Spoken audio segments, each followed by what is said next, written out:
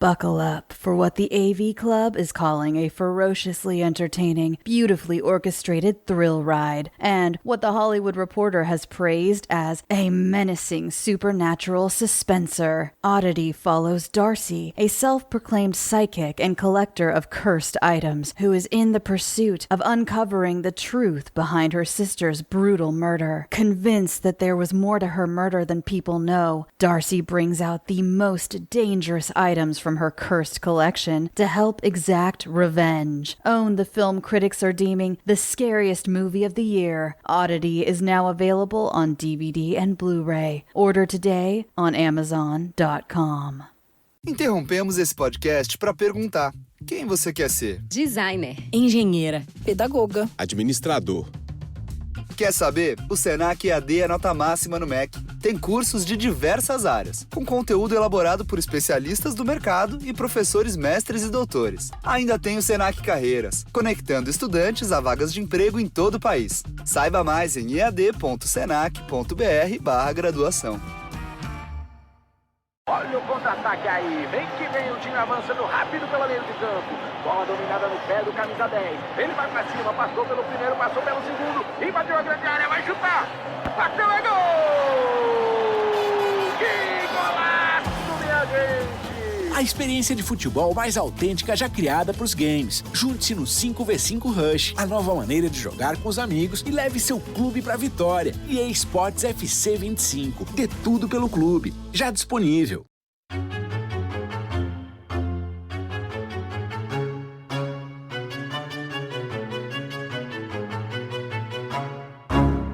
Slashers, huh? What's your favorite scary movie? not that one.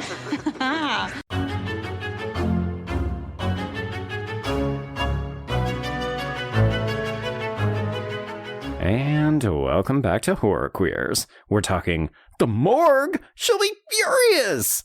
We're talking These Are the Moments That Make Life Worth Living. And we're talking Look at Me, Ernest! I'm soaking wet!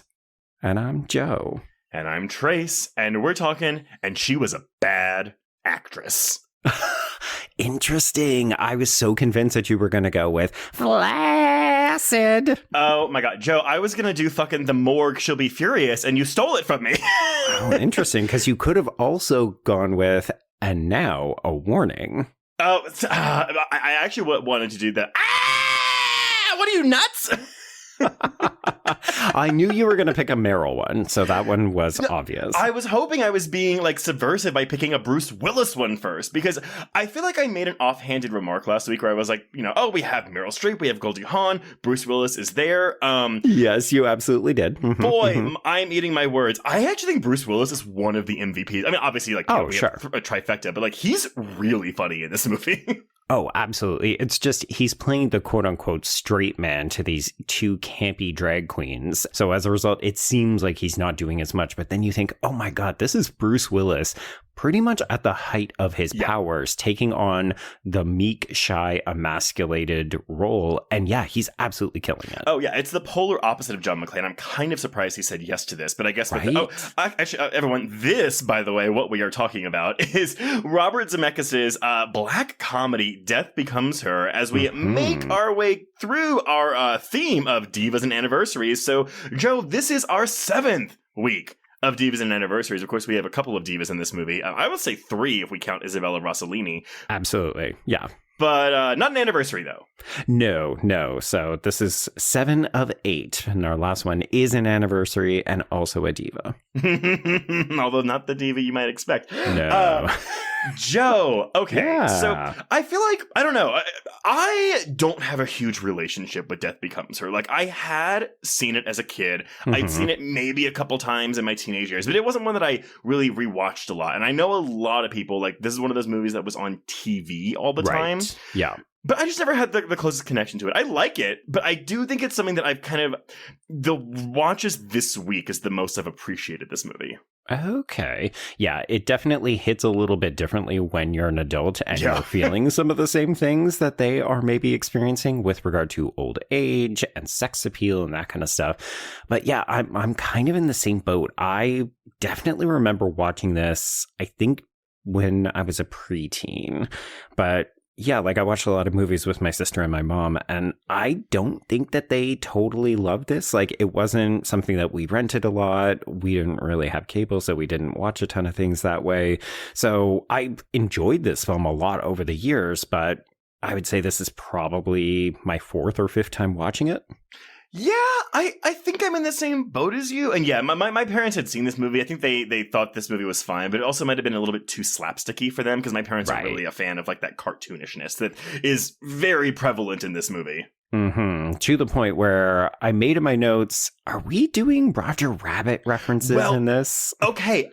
So I think so. And because, I mean, come on, like Meryl Streep, like with her head turned around, moving around, that is Judge Doom, right? It's 100% Judge Doom. And I was trying to figure out why they went to him for this. Because, I mean, we know Robert Zemeckis, and of course he's like big on special effects. But, but like at this point, he's made like amazing films. He did Romancing the Stone, all 3 Back to the Futures, and Roger Rabbit before doing this movie. But I do think it's the Roger Rabbit of it all that got Universal to be like, they read the script, they knew what had to be done, like, go to Robert Zemeckis. And so, but I don't know if that's the case. Like, there actually isn't a lot of behind the scenes information about like how this movie came to be. It's all about the special effects. Yeah, I mean, that does make sense because they're absolutely groundbreaking. We're winning Oscars for them, which is not something that we can say about all the films we cover on this podcast. Yes. But yeah, I mean, I have to think the same thing, right? Because if nothing else, this is another Tinseltown takedown in a way, right? Yeah, I mean, this is basically The Substance 30 years ago.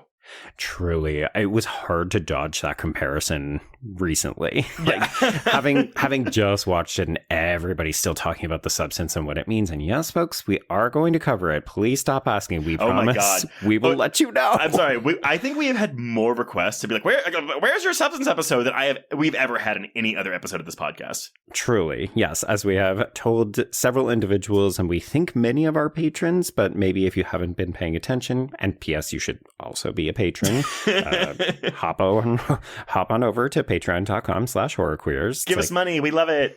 Well, it's 340 hours of content at this point. Like, have you watched a movie in the last 6 years? We probably covered it over there. But all that to say, yes, we will be covering The Substance, and we will make it worth the wait. Oh, now we got something to build up to, but yes. but it is wild, right? Though, yeah, I was watching this and I was like, wow, I feel like I just watched a movie about these very same themes. Like these, like, because these self-hating women who are like bound by society, like this patriarchal society, like pressuring them to look young and young forever. Yeah. Although I do think that Helen and Madeline in Death Becomes Her are a slight bit less empathetic than Elizabeth Sparkle in The Substance, but nevertheless, like, they are definitely having the exact same conversation. Oh, yeah. What's interesting is, I'll confess, as I said, seen this a couple of times, so it's not like I have this huge, long history of having thought about this film intensively. Yeah. I never really thought of them as villains. Like, the number of times I see people refer to them as monsters, harpies, I'm like, okay, they're a little bit shrill, but I think, as you said, yeah, they're living in this world dominated by the patriarchy where they're so desperate to claw over one another just to get to the top, but of course they can never win.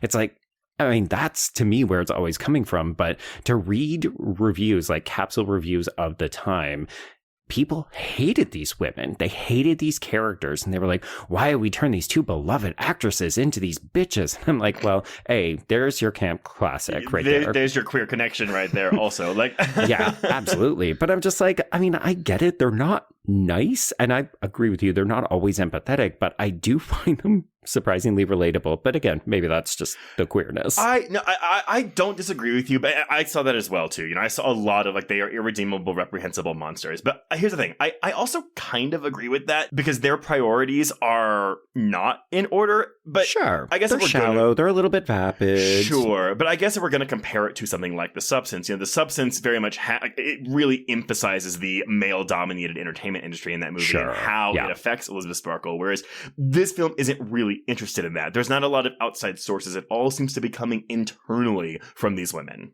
Right. Yes. They are filled with self-hatred. Self-hatred and just overall unpleasantness. And yet so watchable. So watchable. I think it's also because, like, I don't know if Meryl Streep had done a role like this before she did She-Devil, that Roseanne I was going to say, She-Devil is the perfect companion piece to this movie. Yes, but I'd like to think that she maybe got a taste of like broad comedy in that movie and was like, yes, I will do it again. And that's why she did this movie. Sure. Yeah.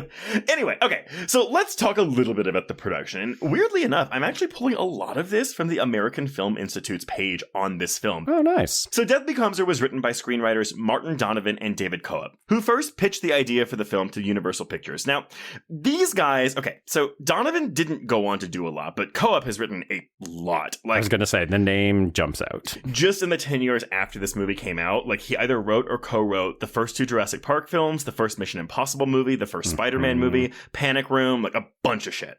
He knows his hits. He really does. But here's the thing. So Donovan and Coop had also collaborated on a 1988 film called Apartment Zero that stars Colin Firth and Hart Bochner. Have you ever heard of this? It sounds familiar. Is it queer? So, okay, that's the thing. I recognize the title, even though I hadn't heard of it. And I realized in our first or second year, we had an email from a listener say, please cover Apartment Zero. It's very, very, very queer. Okay. This is a very reductive premise for it, but it's I read through the plot and it reads kind of like a male version of Single White Female with a lot of homoeroticism thrown in. Okay, yes, this is coming back to me now. Okay, so anyway, I only bring it up because I know for a fact David Coop is not queer. I don't know if Martin Donovan is or not, because this is not the actor Martin Donovan, by the way. Right, this is a completely important distinction. Different person, but because he hasn't done much, like, I don't know. But again, like looking at Apartment Zero, looking at this, I'm like, one of these guys has to be queer in some shape, way, or form, or they have their finger on the pulse, I guess. Right. Very interested in the topic, but also let's not forget that, at the time these films are getting made, height of the AIDS crisis, queerness is very much in the news. It's a popular subject. So maybe they were kind of like, oh, here's this underserved demographic. Well, but at the same time, though, this film, because I found an interview with Isabella Rossellini where they're talking about the legacy of this film and how it's the queer community that's like kept this film alive for 30 years. Yeah. I mean, like throw a rock and you'll hit a drag queen doing a Death Becomes Her riff. Love it. But even Rossellini said, that it wasn't our intention. Like, we weren't making this for queer people. It wasn't done by queer people, but like this is the audience that has embraced the film. And so I'm grateful for that. I just find that very interesting, that no one, while they were making this, was like, oh, the gays are going to love this. Yeah, I found an interview with Meryl where she said she was never surprised that it ended up becoming a cult hit among the queer community, because, you take that step back and you realize, oh, yeah, even from her first opening number, she said it's basically like a diva/drag queen performance. It sure is. So I think they all kind of implicitly understood, but nobody said, hey, we're making a very queer film. Yeah. Well, okay, so these guys pitched the idea to Universal Pictures, and it wasn't long before they signed on to develop the screenplay, which they then sent to Robert Zemeckis. And they compared the process to the classic studio system, with Zemeckis even describing it as rare for the times, stating that screenplays were usually either in turnaround or at least had one actor attached to them by the time they were sent to him, but it was sent to him first. Yeah, I wonder if they took one look at this and said, oh, it's going to be so special effects heavy, just send it to Zemeckis, that's his thing. And that's kind of what I think happened. And I will say the effects look pretty. They hold up. They still hold up. Yeah. I think Meryl Streep's twisted head, like, that is the one that looks the jankiest because it just looks like CGI. But I mean, when you compare it to some of Robert Zemeckis' more recent films that have come out, I don't think it looks much worse. I was going to say, let's talk about some contemporary ones, shall we? Yeah, or let's not. But not. When it comes to casting, so Streep and Hawn came aboard pretty quickly, and there wasn't any drama there. But for the Bruce Willis role, so Kevin Kline was originally either cast or strongly wanted for the role of Ernest. And again, I found conflicting stories. It was either, he turned down their offer, or like they said no, or he left the project after already been involved. Right. Allegedly because Universal refused to pay his requested salary of $3 million. And bear in mind, this is like post A Fish Called Wanda, so like he's wanted. He would have been a hot commodity. Here's the thing. I know I saw his name. I saw a couple of other ones, and every name that I saw floated around, I could have absolutely seen working. But also, I think Bruce Willis is the most inspired choice because he's not the obvious one. Well, because he's playing against type. I mean, granted, I didn't. Have you ever seen Moonlighting? Like, I've never seen an episode of Moonlighting. Oh, yeah. But he's he's suave and charismatic in that. Okay, exactly. I did a deep dive into him recently because I'd never heard of. I'd heard of Moonlighting, but I'd never seen it. But then I thought you were about to say, I've never heard of Bruce Willis before. Yeah. But because I was reading about how all the conflicts between him and his co-star Sybil Shepherd because he wanted off they the hated show. each other. Yeah. Anyway, so they get Bruce Willis, but Streep and Hawn, along with Zemeckis and producer Steve Starkey, agreed to take lower salaries than usual in exchange for profit participation. So, bummer, because we know it doesn't do well. Yeah, I mean, we'll talk about it in a minute. Yeah. Isabella Rossellini, on the other hand, though, wasn't an immediate get. She wanted the role very much, but the studio wasn't sold on her because she was known for being an A-list model and a highbrow actress, with her most recognizable role being in David Lynch's Blue Velvet. But she read the script and she understood the humor and the irony in casting her because she was a woman at the time who was quite literally peddling anti-aging cream for Lancome. Yep. The studio kept telling Robert Zemeckis, no, test other people. But after like a month, he just called Rossellini and was like, you know what? The role's yours. You got it. I mean, she is sheer perfection. Like, her casting feels meta because of what she was doing. And I don't, like, considering the film's thesis, it just makes sense. It really, really does. And she steals both scenes that she's in. Oh my God. She's amazing. I would have happily taken way more of her. Yeah. Like, you know what? Honestly, if we ever do a prequel to Death Becomes Her, actually, we could do a sequel because she's not supposed to age and just cast someone else in the role. But I would totally watch a Liesel story. Oh, absolutely. Yeah.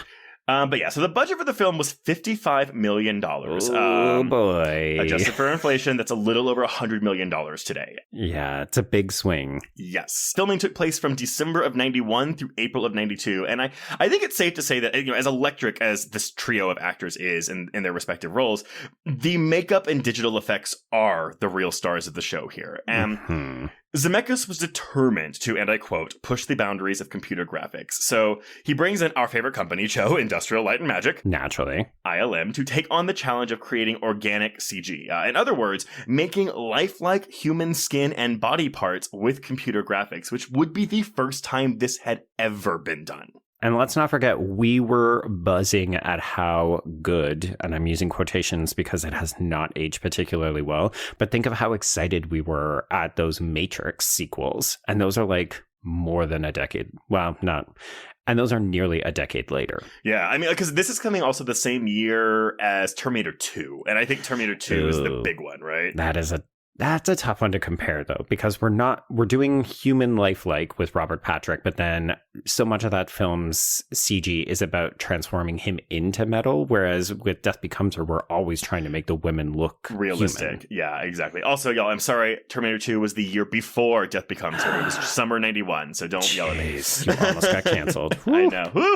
But this was also a time that when Photoshop was new to the industry, and oh my God, most of the most of the art departments were still very traditional in terms of pen and ink and markers, but using Streep's twisted neck as an example. So the art team felt that the first colored pencil sketches didn't capture the necessary detail. So instead, they scanned photographs of various members of ILM's art department, then digitally painted the effects on the photos. So by using Photoshop, they could mimic with high fidelity the actual look that could be executed in computer graphics. And in terms of the amount of highlights, the amount of wrinkles, how much bruising, etc., so it really transformed the design to the next level, since it allowed them to design and create imagery that looked very much like the finished product. And according to the production notes in the film, at least 16 people were working on the makeup team. So that's separate than the art team.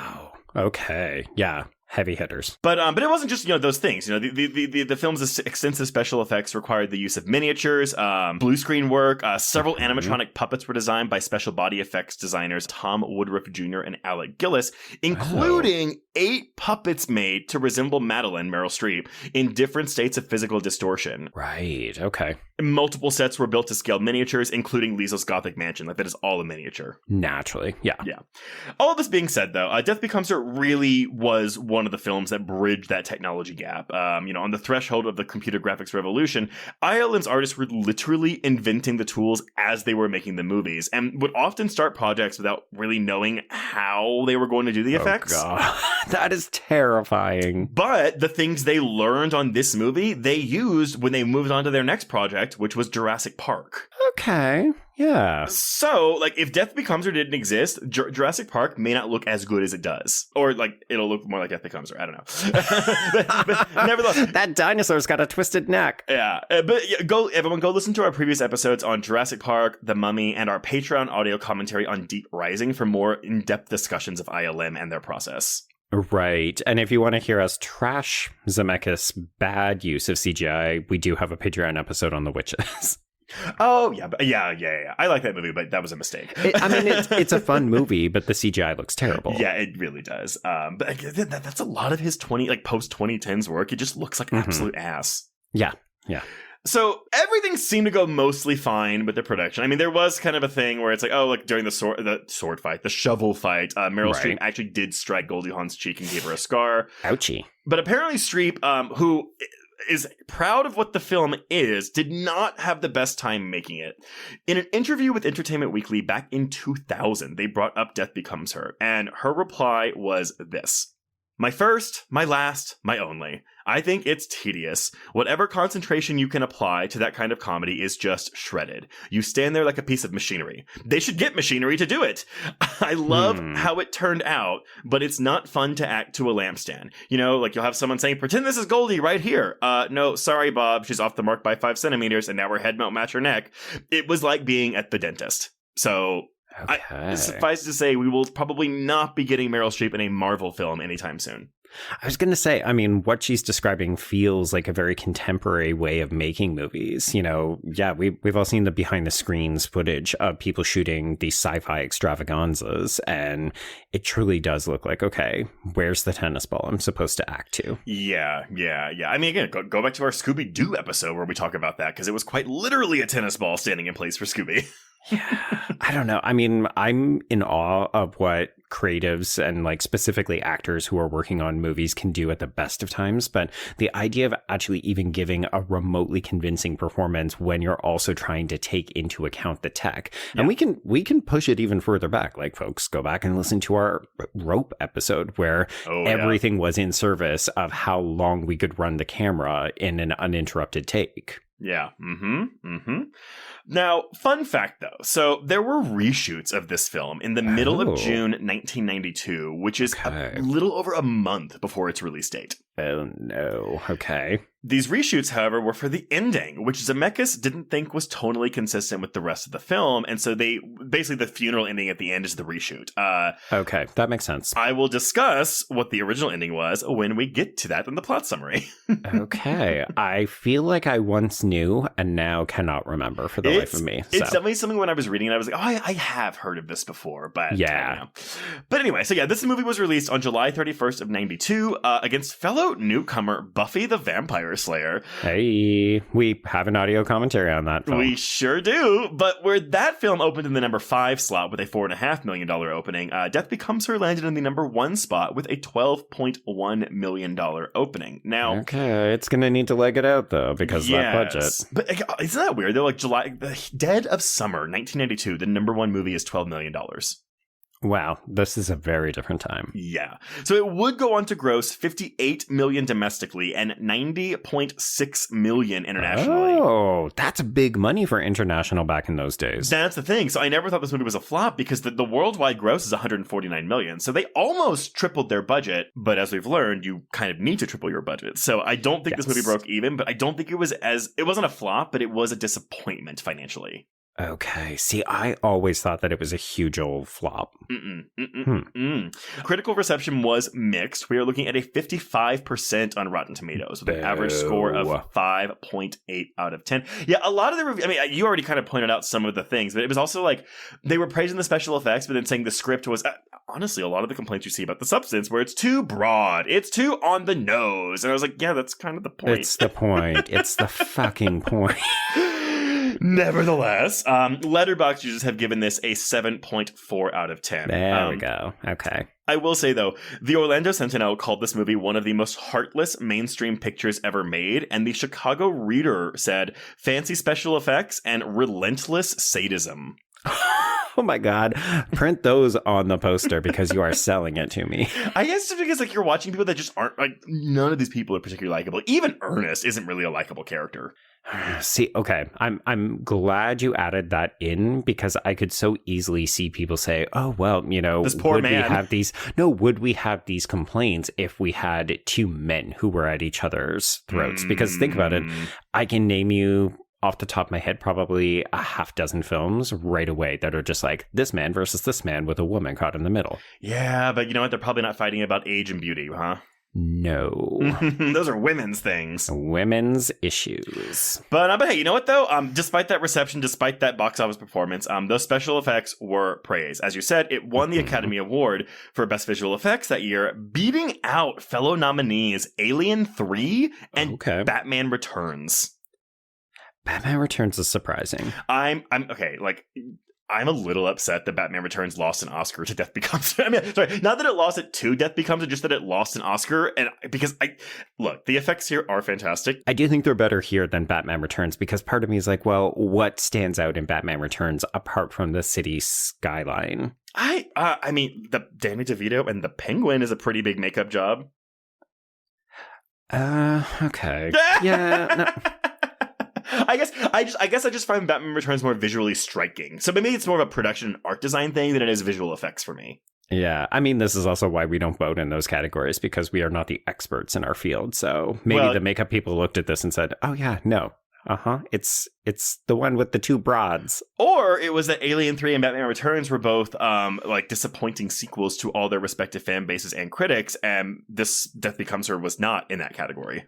Right, or the two male skewing films canceled each other out. Maybe they did. And Meryl Streep was nominated for a Golden Globe for Best Actress in a Comedy or Musical for this, but she lost to Miranda Richardson for Mike Newell's film Enchanted April. Okay. Still, the film has garnered a huge cult following, especially in the queer community. Earlier this year, though, saw the premiere of Death Becomes Her, the musical, with Megan Hilty in the Madeline role. It opened in Chicago, and it's supposed to open on Broadway next month. I think October 23rd is its first preview, but then it officially opens, like, November 21st. Okay, interesting. But yeah, so that's that, Joe. Let's talk about what happens. Across the 14 years, 14 plus 37, 51 years this movie takes place. Yeah, the time jumps are a little bit ludicrous, I'm not gonna lie. But I think that's the joke. I think so too, yeah. RH, quer saber como voar no trabalho? É só usar a Flash. Com a Flash, você concentra toda a gestão de pessoas em um único lugar. Faça a admissão dos colaboradores e solicite mais de 8 categorias de benefícios. Ah, e você ainda pode fazer todo o controle de ponto. Conheça o novo onboarding integrado da Flash em flashapp.com.br. Okay, so we open. We've not talked about this fantastic score, Trace. Oh, Alan Silvestri's score. It reminds me of Clue in a way sometimes. A little bit, and ironically enough, I'm going to make a Clue reference later on. Yes! Okay. So fantastic score. And this is just credits. So we're just setting the tone with the score. But I do want to highlight that there's a doubling in the cursive font of the title, which I really like because so much of this film is about the two women being at each other. So I love that they're doubled up even in the title. Oh, yeah. All right. So it is Broadway. It's 1978. We crane down past the marquee for Madeline Ashton, who will be played by Meryl Streep. And she is in a musical called Songbird. And we immediately learn that it is not being well received because irate audience members are fleeing this theater. So we push in on the playbill, and then we get a taste of Songbird, and this musical number, Must Be Me. Okay, but the funny thing is, so this is a musical adaptation of Tennessee Williams' play Sweet Bird of Youth. And this is... I don't think I'd ever actually paid attention to the lyrics in this song anytime I've watched it before, but like the chorus boys are calling her idol, goddess, shameless hussy, diva, princess, lewd, and lusty. Yeah. It's very, very over the top. And I'll confess, every time I watch this, and again, I'm probably just going to say this ad nauseum throughout the episode, but maybe it's the gay in me. I always look at this and think, it's not that bad. Like, I would watch this. Yeah, this doesn't look amazing, but this doesn't look like a thing that would it's quite not a walkout. Drive people out of the theater. Like, people are walking out of this thing. Yeah, I did want to say the Tennessee Williams bit is about a man taking a younger woman as a lover. So it's very much in keeping with the themes of this film. Yeah. Just inverted. Okay. Yeah. Oh, okay. Yeah. So this song and dance number is a little over the top. It does transform randomly into a disco number, and I think that's where it gets really fucking awful. I see. For me, it's when they pull out this this circular sofa thing, and then she starts walking across it in her heels as it spins around, and I was like, that looks really awkward. I mean, but I feel like I've actually seen that on stage before. I'm sure I have too.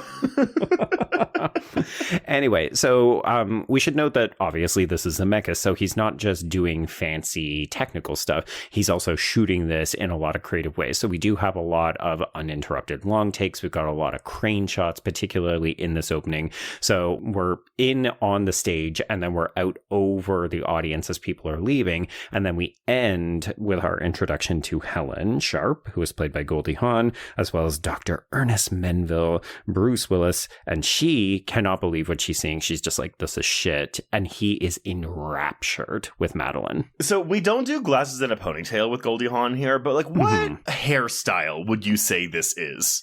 This is plain and quote unquote not enough makeup. But yeah, like, she just looks a little dowdy. It's kind of like, oh, this is my best girl. But then you see someone like Madeline Ashton, who, of course, has stage makeup on. She's surrounded by the glitz and the glamour. Of course, she's going to look more superficially exciting. Of course. Because we don't really get their backstory in this, but am I to believe that they were like high school classmates / frenemies? It's kind of the impression I got, yeah, because they have a long enough relationship that later on, when Helen lists all of the men that Madeline has stolen from her, she needs almost all the fingers on one hand. So, yeah. Okay, so this song ends. This is the concluding number, I guess. It has more of an opening number as opposed to a closing number to a Broadway musical, but whatever. And nobody else is enthusiastic about this except Ernest, who is just cheering and clapping. You're just like, oh no, he's been bitten by the love bug for this woman. So we go backstage to her dressing room, and we immediately understand that Madeline is snippy and entitled. You know, she is bossing this woman around who is either her assistant or somebody who works at the theater. But I do love this moment where she assumes a fake pose before she allows Helen in. And not only that, she practices her look of shock twice before they let Helen in. So I did actually get to show this for Weird Wednesday at the Alamo Draft House this week. And I'd never seen, I've always watched this movie alone, I guess. But I will say that seeing this with the crowd was probably the best way I could have ever seen it. Oh, 100%. Yeah. But the laughs at her. Yep. It's so performative. It's so over the top. It's so fake, right? And that's so really the heart of Madeline and Helen's relationship is they're trying so hard to one-up each other or backstab each other and later to literally kill each other. And you just think, ladies, walk away. You don't even seem to like each other. It's wild because, again, when they make amends later, over the course of like a minute, it's if y'all had just talked to each other, this would all be fixed. But wow. And I guess maybe that's another thing, we can talk about, like, because these are men, presumably straight men, writing these women, as opposed to something like The Substance, where it's a woman writing women characters. Yeah, because one of the interesting things is when you start to unpack this is how everybody says, oh, well, this is a film with a message. And the message is, don't be one of these harpy, shrill bitches. Don't be outside of the norm. Don't try to rise above your station. Be a Dr. Ernest Menville. And I'm like, oh, that is That is not what I take away from this movie. That's not what I mean, I guess you can get some of the message, like in the end when the Reverend is like, doing Ernest's eulogy, Yes. like he goes over that. But yeah, I just read this as don't be an asshole. or be an asshole who lives carefully. Well, live carefully is definitely a big message here. Okay, so yes, we come into Madeline's dressing room, and this is the introduction of Ernest to her, and we'll eventually learn that this was all a test, but Helen introduces him as her fiancé. He is a renowned plastic surgeon, and also they are due to get married soon. And when Madeline goes, "Oh, have you set a date?" we get different responses from Helen and Ernest. I do love Meryl Streep has some really fun line deliveries here, but it's her well, I'm so happy for you both. Also, their pet, I'm sure this is intentional when they were naming the characters, but having their pet names for each other be Mad and Hell. Yep, mad as hell. Okay, so we then follow Ernest as he is performing surgery, and he is wrist deep in somebody's body. But, when Madeline shows up unexpectedly to take him out to dinner, he's willing to wave a bloody glove at her. And this definitely triggers Helen's insecurity, because this is exactly what she feared. This is exactly what Madeline always does to her. So when she confronts Ernest about it, she says, "It was a test, and I just need reassurance that you're not interested in Madeline. Like, tell me that point blank." And he says, "I am not interested in Madeline." Smash cut to them getting married. I will say that because we have the introduction of this tick of Helen's where she's like wringing this cloth or this handkerchief between her hands, and it pays off during this wedding scene where she is like twisting it so hard that she causes she's like bleeding. She bleeds in her hands. We drop this after this moment, though, which I do wish for, like, new Helen that we get later. I wish there was another version of this tick that we brought back, because it's only in these scenes. Well, it also feels like something where when she does become homicidal later on, I would expect her to try to strangle Madeline. Right? Yeah. Put those hands to work. Yeah, it does. It feels like it was in an early draft and it carried over, but then we dropped it as a reference later on. Yeah. Okay, so we jump ahead 7 years. 1985, baby. So this is definitely one of those elements that has not aged as well for this film, and we can take it to task, but fat suits were not irregular at the time. I mean, hell, Trace, you can probably tell me, when does Monica wear a fat suit on Friends? That's definitely after this, but that's the late 90s, not the early 90s. And I will say, so Hawn wore a fat suit made of material called flabbercast, a substance that resembles Jell-O and was developed especially for the film by prosthetics designers Lance and David Anderson. So I agree. I mean, look, I know that we do not look kindly on skinny actors in fat suits. It doesn't bother me as much in this film because, okay, so like, and you can call me out if this is maybe in poor taste or tactless or something, but I think about it the same as like having an abled actor in a disabled role, in the sense that, like, if you have an abled actor playing a person in a wheelchair in a film, but at some point in the film they have to be walking too, that's something I kind of get to where it's so also in this film where it's like, okay, we have Goldie Hawn in a fat suit, but she also like is only in the fat suit for one scene. Right. So it's less bothersome to me than if this was if we had, Cass Precious with someone in a fat suit, Right. Yeah. It's not a performance that lasts the entire film or even more than 5 minutes at most kind of thing. Yes. That being said, though, the joke of this is still, look how fat she got.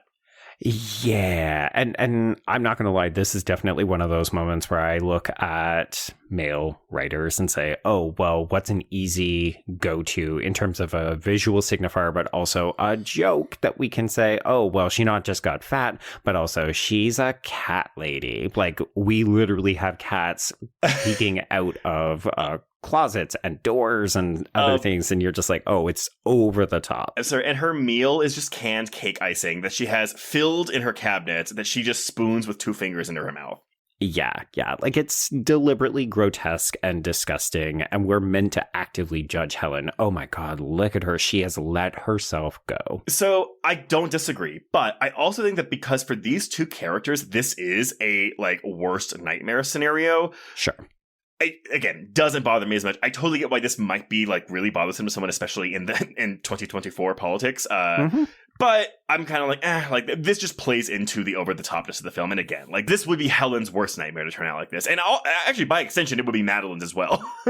Yeah. And as we said, it's a brief moment, so really this is just here to say, okay, so she has stopped, quote unquote, taking care of herself. Yeah. She's lost her way. She's become completely obsessive. So she's watching this video of a Madeline Ashton, I want to say like made for TV movie because it looks cheap and not great, but it's this character who is played by Madeline Ashton getting strangled to death. So again, it feels like, okay, that's something that's going to come back later. It doesn't.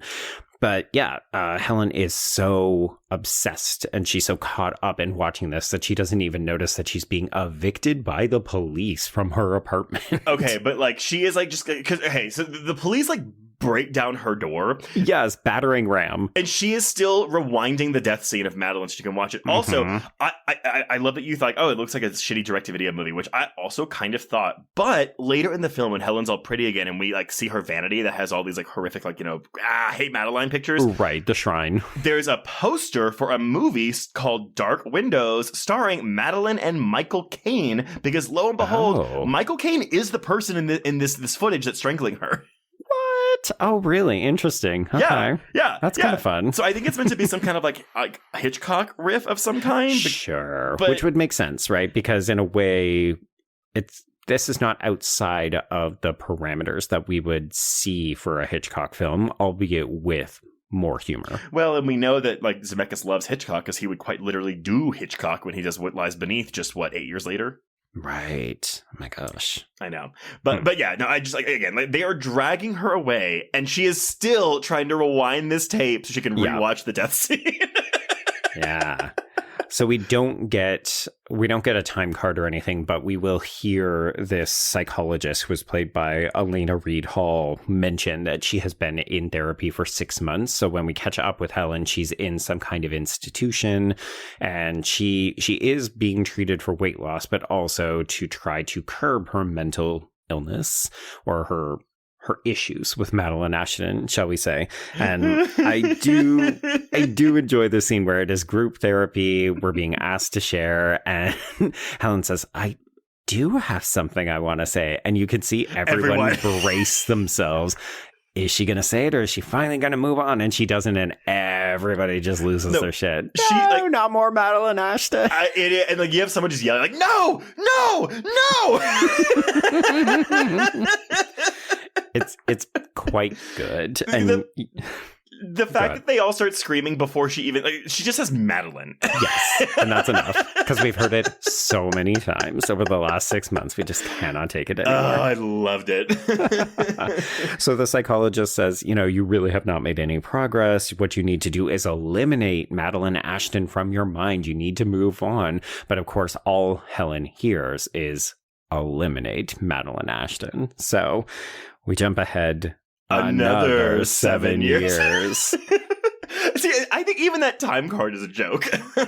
Truly, because you just think, oh my gosh, how long would you choose to remain obsessed with somebody? Like how long would you be willing to dedicate your life to getting revenge on them? Because at this point, we're coming up on 14 years. Even though when the two women meet again, Madeline will say, oh, it's been 12 years. It's like, is that a plot hole or is that just Madeline being an asshole and not remembering the time? I think it's her being an asshole or she's intentionally just saying it wrong. I don't know. Yeah. So we catch back up with Madeline and Ernest, and their life is also very different at this point. So Madeline is awoken by their housekeeper, Rose, who was played by Nancy Fish. And there's a very performative way that Madeline likes to be woken up. She's obviously still very conscious about her looks, so she's treating her face. She's sleeping in a partially upright position. She's snoring. Yeah, but Rose comes in with an invitation to Helen's book party, and this book is called forever young. Because I think, because we'll find out later how old Helen is supposed to be, but I think it's because, again, these time jumps, they just happen so quickly and so early that you don't really register it. But like at this point, because we're in 1992 now, Helen's supposed to be 50 years old. Right. Yes. Yeah. Which would make Madeline presumably around the same age. Yeah, exactly. Which, by the way, so both Hawn and Streep were in their early 40s when they filmed this. But even that, I was like, they look amazing. Yeah. Now, interestingly enough, though, Willis would have been in his early 30s, but he spent 3 hours in the makeup chair every day for all of these scenes moving on to make him look 15 years older. Oh, interesting. Because, yeah, I would have put them about on par with each other in terms of their age in the film. I think that's the thing is, like, maybe back then, if you saw this, you'd be like, oh, wow, like, Bruce Willis looks so much older, so you could tell it's a makeup job. But, like, today, you're not thinking, oh, yeah, like, Bruce Willis looks like this right now. Mm-hmm. So it's a very, like, subtle makeup job that I think, and so while, yes, we can, like, laud all the great, like, really noticeable effects, but I think something more subtle like this is actually really impressive, because he does look like 15 years older. Yeah. I mean, the mustache is also helping. Yeah. I think it's his hairline, too. True. Yeah. Okay, so Madeline notes that she has woken up in an empty bed, so Ernest has not slept there overnight. This is confirmed when Rose goes to wake Ernest up in his lab den. This is a bit of a primitive man cave before we knew what that was. Well, it was in the attic, too, because do people put man caves in the attic? I thought those were like basement things. It's a basement thing, but it's kind of this is a space or a floor of my own, and you very much get the impression Madeline has never set foot in this room. No, but I like, because we get the introduction. I actually never caught this until my watch this week. So he basically just drinks himself to sleep while he sits in this chair and constantly throws a dagger at a dartboard on the wall. But that will come back later. Truly, his aim is important. Also, his semi-functional alcoholism. So he is woken up with a Bloody Mary that he requests more vodka. Oh, yeah. I also love them referring to Madeline as it. Oh, boy. Yeah. So the marriage is not in a great place. And he tries to sneak out without being seen. But of course, we do have a bit of a brief spat between him and Madeline. But then he has to go, and we learn he's not a surgeon anymore. He is an undertaker who works for famous actors who have died fucking their barely legal Cuban fiancés. So yet again, another sort of signifier of, men, especially rich, powerful men, will leave you for much younger models. Yes. His job also is basically Amber Atkins is from Drop Dead Gorgeous. Yes. I mean, they're not quite undertakers. They're just cosmetic undertakers. Yeah, but he's like a surgeon, which... we'll get to the paint of it all in a little bit. Truly. You mean Chekhov spray paint? Yes. All right, so this is what Ernest's day will look like, but we follow Madeline, and she is going to an experimental health clinic where she is rebuffed by the 22-year-old flawless French Anna. With tits like rocks. Tits like rocks. So she is played by Michelle Johnson, and I'm going to say this is serving this phony-ass French accent is giving me Yvette from Clue 100%. energy. This process! Oh, no! Okay, did you not, want to see the rest of this spa place? Because we get this shot of a mirror on the inside of a door of some guy, strapped up to this... Yep. circular metallic rotating machine that's pulling his blood out with tubes. I was like, I want to know more about this place. Yeah, because we talk about a plasma treatment, right? And you very much get the impression that it's some kind of transfusion where we just take all the blood out and we put in new blood that's rejuvenated or something. Yeah. And we do have processes like that, but this is being treated like David Cronenberg experimental body horror science. Well, okay, but that's the thing, right? This movie is a body horror film. It just happens to be a comedy because there's jokes and cartoonish effects in it. Exactly. Yeah. But yeah, because she wants to get this plasma thing done, and this poor girl's like, no, you have to do that every 6 months. Mm-hmm. Oh, well, it's been that long already. It's been 3 weeks. Oh, Miss Ashton. Yes, and this is where we very much learned that if there's a problem, Madeline will throw money at it because, Always. you know, we are in Hollywood. And we've not talked about this, but I found a number of interviews with Cope where he said it feels like there are aliens who live in Hollywood. Like all of the Beverly Hills people don't feel like real human beings. And this does feel like his attempt to write a scathing critique of just how vapid and insecure and youth obsessed, specifically women starlets are. Mm-hmm. But I think that is a mean-spirited way to look at this movie. And also, of course, our queer reading is going to be, well, we sympathize with monsters. Yeah, well, and also, I mean, I get it because the film doesn't really pay much attention to it either, but it's like, these women are a product of Hollywood at the time. Yes. I mean, arguably still a product of Hollywood at the time. Like, that is what this is. And I guess I'm really surprised that critics in the 90s didn't pick up on that. Because as you said, in comparison to the substance, this is not subtle. This is very clear that we are suggesting that these women are doing this because the only way that they think they can be relevant is if they look young and flawless forever. Like, there's no subtlety. The message is right there on the surface. Mm-hmm. To the point where let me bring in a little bit of Sean Fay's reading, which is called Why Death Becomes Her Speaks to a Trans Audience. And this is for Vice. So Fay says, it's a bold public admission that a trans woman wants to be beautiful. It's still taboo in a society where trans women are only permitted to talk about our transitions in medical terms. And I would argue that the depiction of this clinic looks very much like, sure, it's spa-like, but it's also kind of a house of horrors. Yeah. Mm. So Faye continues, only as a matter of need, never a matter of want. That's why you transition. So it is respectable to need to be saved from ugly wretchedness. It is not respectable to want to be gorgeous. So, you know, as we said, it's a bit of a condemnation on the Madeline character. Like, oh God, you know, she just had this procedure and now she's throwing money at it. She just wants to be beautiful. And shouldn't we critique her for that?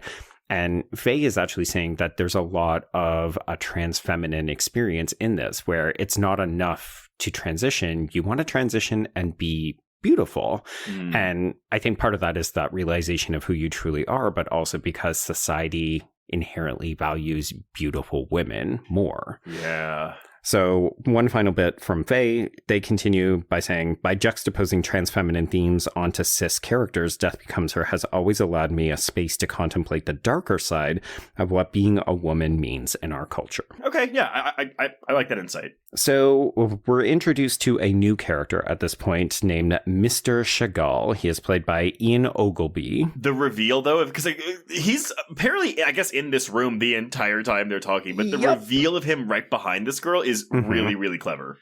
And we should note that the film does a bunch of duplicate shots, so we'll actually repeat this kind of joke with Helen at the party later, where Madeline will mistake a fat woman for Helen, and then she'll step aside, and then Helen's there. So we do a lot of repetitious comedic stuff. But yeah, I love this idea that there was another person in this room, because no, there was not. Like, you can look for Mr. Chagall, but he will not be visible until the camera reveals him. But that's the thing, though. Like this, to bring in Roger Rabbit again, this very much feels like a live action cartoon for most of its runtime.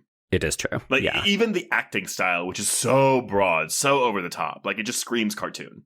Well, and Chagall in particular is a great character to embody that, because this does not feel like a real person. Like, this person comes in to drop exposition and be dramatic with the winks. Which don't come back when he comes back later. And I was so mad about that, because the winks were really, really working for me. Well, I think part of it is that the wink is a performance, because he only does it when he looks at the camera until he disables it to offer her the card for Liesel. But doesn't he do it again when he leaves? Maybe he turns the camera back on before he leaves the room. Maybe that's it. But maybe. Yeah. But either way, it's very funny. It's very funny. So with specific regard to this Chagall character, I'm going to bring in non-binary writer B. Panther for Paste, called The Queer Immortality of Death Becomes Her. Oh, I read this one. Yeah, I actually quite like this one, because it felt like it had a little bit of different interpretations of the film beyond the, it's vapid women who want to be young forever equals gay. Right, yeah. So Panther says, much more of a twitching character than a winking one. Ian Ogilvy plays him with an affected, flamboyant drawl that leaves little doubt to the character's orientation. Oh. Because I'll confess, I was like, oh, this is a character, but this is also someone who comes in for quite literally 2 scenes in this entire film. I never really gave it much thought. And I was like, oh yeah, obviously that character is queer-coded. Like, again, not even really queer-coded, just queer. Yeah. Okay, so money is no problem, which means that Chagall presents a card of opportunity to Madeline. So this is a mysterious individual named Liesel von Rühmen, and her door is always open, and she has an exclusive club that you can kind of join if you're willing to pay. So this is a fun, mysterious thing that Madeline has no time or energy for, and she just throws the card into her purse and calls him a weirdo. I was really surprised by that, though, because I feel like, even for Madeline, like hearing, a very exclusive club, that would make her want to join it. Truly, I think she's so single-minded about looking beautiful before she confronts Helen again that the timing just isn't right. But you're right. Everything we know about Madeline, an exclusive club, I'm not in it. Why am I not in it? Yeah, exactly. Okay, so we're off to the party. We've got this awkward car ride. Just stop. Don't breathe. Just don't breathe. Don't breathe. Can you just stop breathing? So mean. But this is also where we do get the introduction of Chekhov's spray paint, which is Ernest's secret weapon in dealing with dead bodies and so on. And of course, Madeline has no interest in any of this. So we get to the party. And yes, this is where she mistakes a fat woman for Helen. And then we get the new reveal post-fat suit of what Helen looks like 7 years later. And she's basically a miniature Jessica Rabbit. She looks. I don't think Goldie Hawn has ever looked better, which is saying something. I mean, because Goldie Hawn is a very, very attractive woman, stunning. And like going all the way back to the 60s, when she won that Oscar for Cactus Flower. But yeah, Hawn looks phenomenal in this reveal. Oh my God. Yeah, I put in my notes, smoking hot red dress. I mean, and her hair. Yeah, I wouldn't be surprised if we were doing some selective lighting in terms of how we reintroduce the women after they have, we will learn, taken the potion. But this looks like halo lighting from the Hollywood era, right? Where women are just bathed in glorious light that makes them look voluptuous. Voluptuous? Yeah, There's no M in voluptuous. Voluptuous.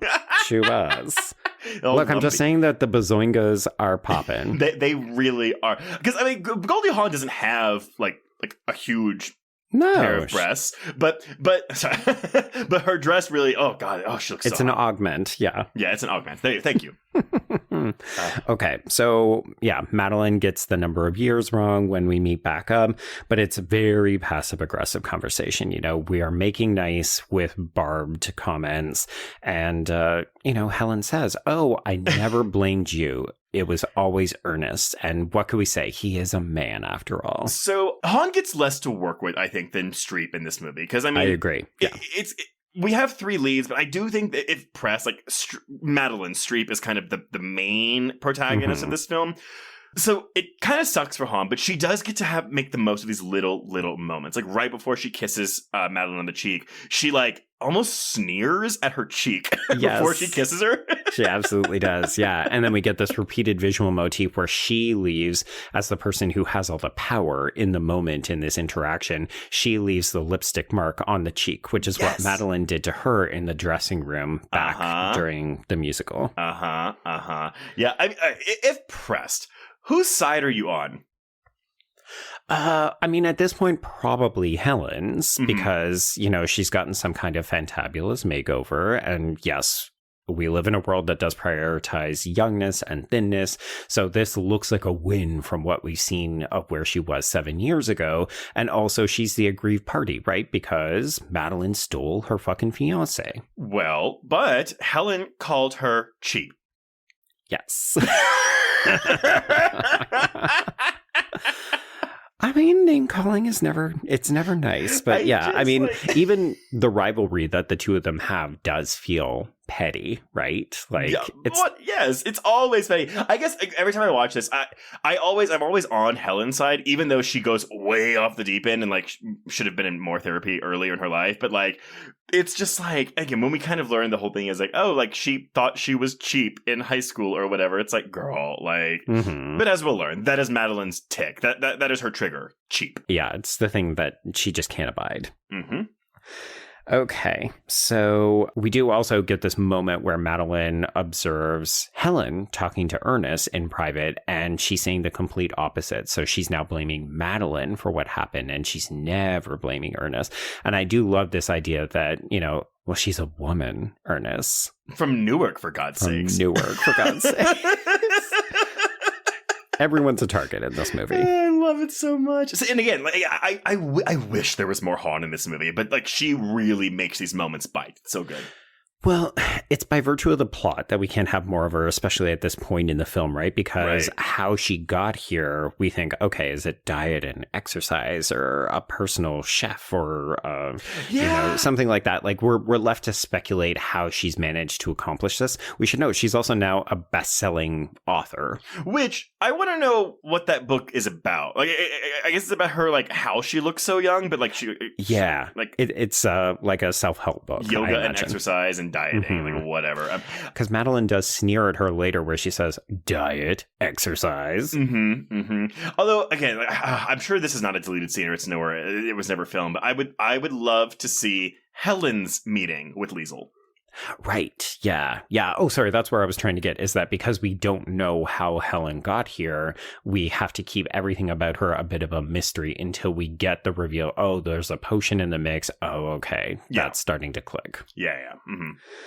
Okay, but we're not quite there yet because we still need to follow Madeline's sob story trajectory. So we see Ernest watching her as she sneaks out of their mansion because, like, even if you're feeling bad for either one of these two, they're still white, incredibly wealthy. Like, they have cars, they have jobs. Like, they do not appear to be hurting for anything except for the fact that their pride has been wounded. Yeah, like the marble tile floors that clack, clack, clack, clack, clack, clack, clack with their heels. Like, so many little kitten heels in this movie. We didn't mention too, and when we first get to this mansion, when Rose is bringing like Ernest breakfast up to him, like she's like hoofing it up these stairs out of breath. Yes. Yeah, this is a huge house. So Ernest watches Madeline leave, and she is off to visit her much younger boy toy, Dakota, who is played by Adam Stork. And I do love this moment where it's immediately clear he has someone younger and hotter in his bed. And obviously Madeline knows this as well. And he is such a fucking dum-dum that he can't even lie convincingly. And she just goes, lie faster. Yeah. That was a huge laugh for me, too. So, for Christ's sake, at least lie quickly. So the rain does pour down, which is another, to me, a bit of whimsical joking, making fun of the Hollywood establishment, because, like, I don't think it ever rains this much in a short period of time in Los Angeles as it does in this film. Because we get really, like, gothic in the back half of this movie, and we are playing with that lightning and thunder so much. Yeah. So the rain begins to pour down as Dakota cruelly says that they are called ridiculous together by other people, and that she should find someone her own age. Which I do not like that the movie doesn't even bring this up, because again, if the roles were reversed, if it was an older man and a younger woman, that wouldn't be the case. No. So she gets into the car. I mean, we should note that the makeup job on Meryl Streep in this moment is really effective. She catches sight of herself in the rearview mirror when she nearly causes traffic to crash. No, she slams on the brakes when she sees her reflection in the mirror. Yeah, she quite literally scares herself because she looks like a pallid, wet wretch. And yeah, she screams at herself, and then she just immediately dives into the purse looking, well, initially she's looking for other things, but she spots the card and realizes, okay, maybe I should check this out. So we arrive. I mean, we said that her house is very nice, but we arrive at quite literally a Gothic mansion in Los Angeles. And I know that Fabio plays one of Liesel's henchmen, but I don't know which one. Is it the one who answers the door here, or is it one later? I think it's the one who answers the door because I know Fabio only because of his name. I didn't know what he was famous for. Okay. So, but it's a model, but he was also like, he was the model for a lot of romance novel covers, which I did not know. And so I think there's a lot of timely jokes here that I think went over my head. Less, I think I got more than that. I got Fabio now, but it's even including like with the Greta Garbo joke that we'll get in a minute, because Greta Garbo would have died about 2 years before this movie came out. Right. Okay. Interesting. I like that. That's funny. So, so Fabio opens the door, and I'm going to say, just in terms of costuming is important in this film, but I love that he is dressed as what I'm going to say is a three-way cross between an international male catalog, a wrestler, and an American gladiator. Yep. And if you don't know any of those references, you're young and I'm old. Just look at this person and you'll get it. Basically, yeah. So we also have the appearance of two Doberman dogs who can seemingly ride an elevator by themselves, and they will stand guard over the potion. And this is our introduction to Liesel, who is played by Isabella Rossellini, who, as you mentioned, is, like staple of art house fare, international model, stunningly gorgeous, and wearing very little clothing in this film. Oh my god. So I remember, I thought that, because this is the one thing I remember when I saw this as a kid. Like, I remember her top, which is this amalgamation of a bunch of stones that's just covering her tits. But like, it was interesting. I could see it more on the big screen because there is definitely something over her nipples in this in this thing. But I couldn't tell if it was like, oh, is that a production thing to where it's like, oh, like don't show her nipples, or is it actually part of the piece? You know, I imagine the former. Everyone let us know. I really don't know, because it's a thing where, because there's a part in this scene where she leans forward to Meryl Streep and like the jewel rocks like kind of come down, but they're still stuck on her breasts a little bit. So I don't know. I didn't know if it was a part of the piece or not, but yeah. The insinuation I get from this character and the way that she is clothed throughout is that we want to try to get her as close to naked as possible without actually showing any nudity. Right. Well, actually, too, because we will see Liesel's back end later in the film, but that's a body double. And that is only because, it wasn't because Isabella Rossellini was like anti-nudity. She said, no, I'm supposed to look like the perfect person, and my legs are too short, and like my butt doesn't have the right shape. So she looked for a body double that had what she thought the character needed. I love that because she so implicitly understands the character, and I also simultaneously hate that because that's like literally what the movie is about, right? It's like internalized, oh, I'm not good enough. I need to have a younger, hotter version in order to make this convincing. You're like, no! But it's interesting, though. I mean, like, I'm not hearing her. I read this interview with her, but it's very matter of fact, not like, I look so bad. I don't have that look, like, whatever. It's like, no. Like, the character needs to look like this. And I'm assuming maybe because she's in the world of modeling, like, she just had a very specific vision in mind for what what her character's ass was going to look like. Right. And Trace, do you remember the one other film that we have talked about that has Isabella Rossellini partially in it? It's where she plays the gerbil. Closet Monster. There we go. So, folks, you have heard us talk about Isabella Rossellini before, but if you have not sought out the videos where she talks about animal sexuality, again, it's a strong recommend. Yeah, definitely do that. Okay, so Liesel is an enigmatic figure. So she doesn't say what she means. She speechifies it a lot, and it's very beautiful dialogue. But she compliments Madeline's face. She talks about how they're both creatures of the spring. She hasn't seen a winter in forever. And I'm not gonna lie, there's a little something kind of ethereal and gently queer about this individual who feels like she does not belong to the human race. Oh yeah, no. She has a gravitas about her that is just like undeniable. It's just so vital for this film to sell this idea of an eternal youth, right? Like an elixir that promises immortality. And then you've got this character who I mean, we can talk about why you cast Isabella Rossellini, because she gives off a vaguely European feel. But like, if you told me this was Dracula's daughter, I would fucking believe you. Sorry, vaguely European? Isn't she? I mean, actually? she is European, but okay. What I meant to say is like a vaguely sort of xenophobic piece, right? It's a questionable foreigner, obviously not an American. Mm-hmm. She's selling you promises that maybe she can't deliver on. Do you trust her? Yeah. Okay, that makes sense. But I kind of love that the movie ultimately doesn't say, oh, well, Liesl is awful. I mean, she is peddling eternal youth, but it's not like she's not a witch or a hag or something where the potion doesn't work at some point. It's just kind of like, oh, she's not being fully transparent about what comes along with it because, now a warning. That's the thing, right? It's like, maybe you should say, hey, take care of your body because you literally cannot die, but your body will. Yeah, like you will still live even if you break apart into a half dozen pieces at the bottom of a flight of stairs. I am a little surprised that they make her as young as 71. Like, I feel like they should have been like, no, she's like 112 years old or something. I wonder if that's just too much of a suspension of disbelief because Isabella Rossellini, obviously, as we have alluded to, she looks so fucking good in this movie.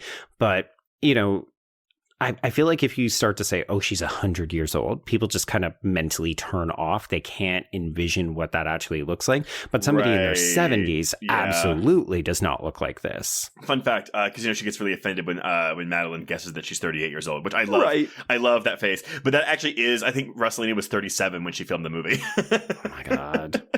Wild. Okay, so as we're getting this, we are also not quite cross-cutting because it's not like a one-to-one where we're really going back and forth, but we are seeing scenes where Helen is doing her own fake performance, much like what we saw Madeline doing before Helen came in with Ernest at the musical. I have to speak to Madeline! Madeline! It's urgent! So she does show up at the house, and this is where she is planting the seed in Ernest's mind. So, she's talking about sex and sexuality and sensual. And like Hawn is just eating this performance up. And of course, Ernest is swayed because he is a very stupid man. Oh, yeah. He is completely dumbfounded as she just repeats sex. Like, all it takes is a beautiful woman to whisper sex in your ear, and you will drop a drink. Okay, so back at the castle, Liesl opens up this incredibly convoluted and elaborate contraption. So it's a box that turns into an egg that Bren cracks open, and we've got this container of pink shit. Yeah, it's like a pink purple, which again, gay, queer, very, very. Well, I like that when we remove the stopper on it, we get a little bit of magical whiff. Yeah.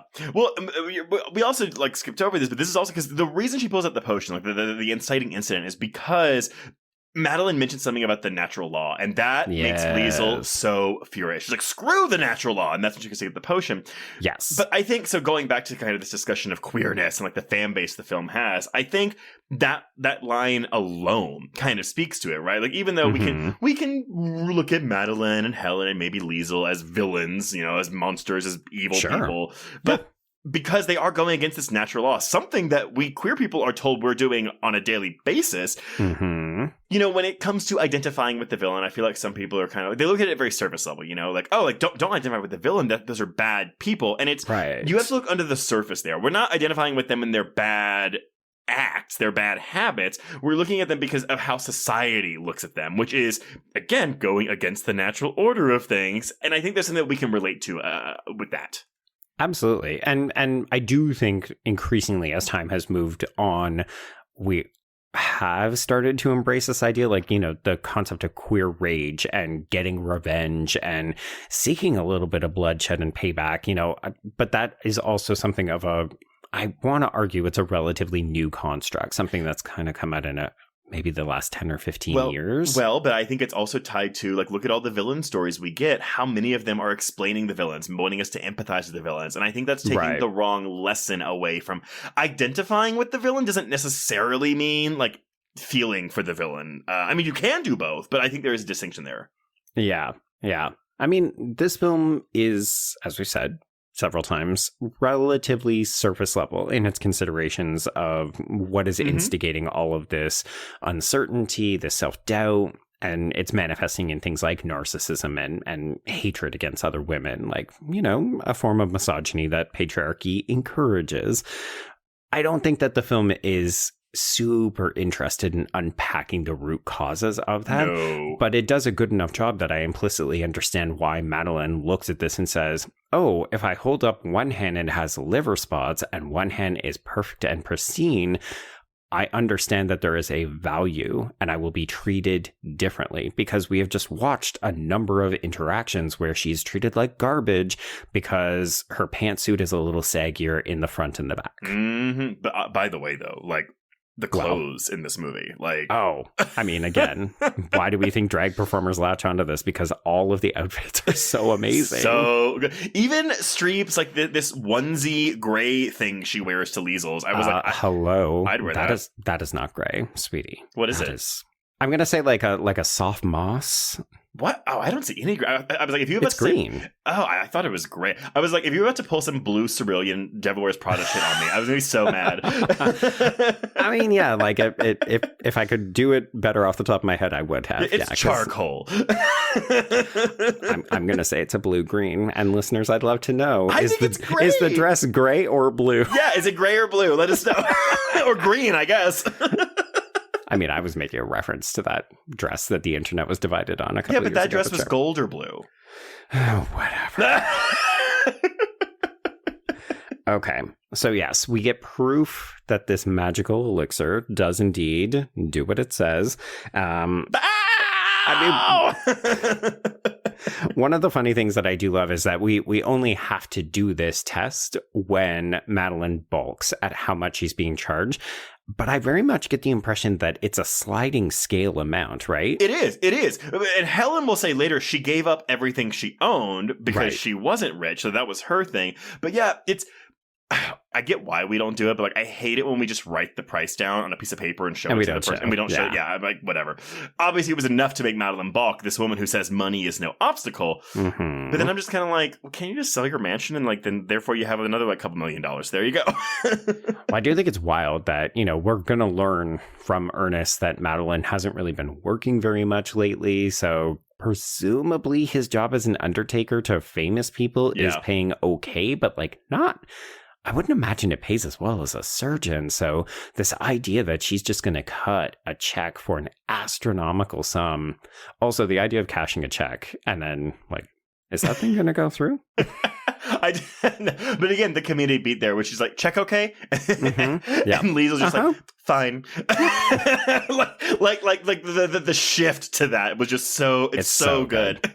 This movie is really, really good at executing those curt one-liners or just like, here's a sight gag, bam.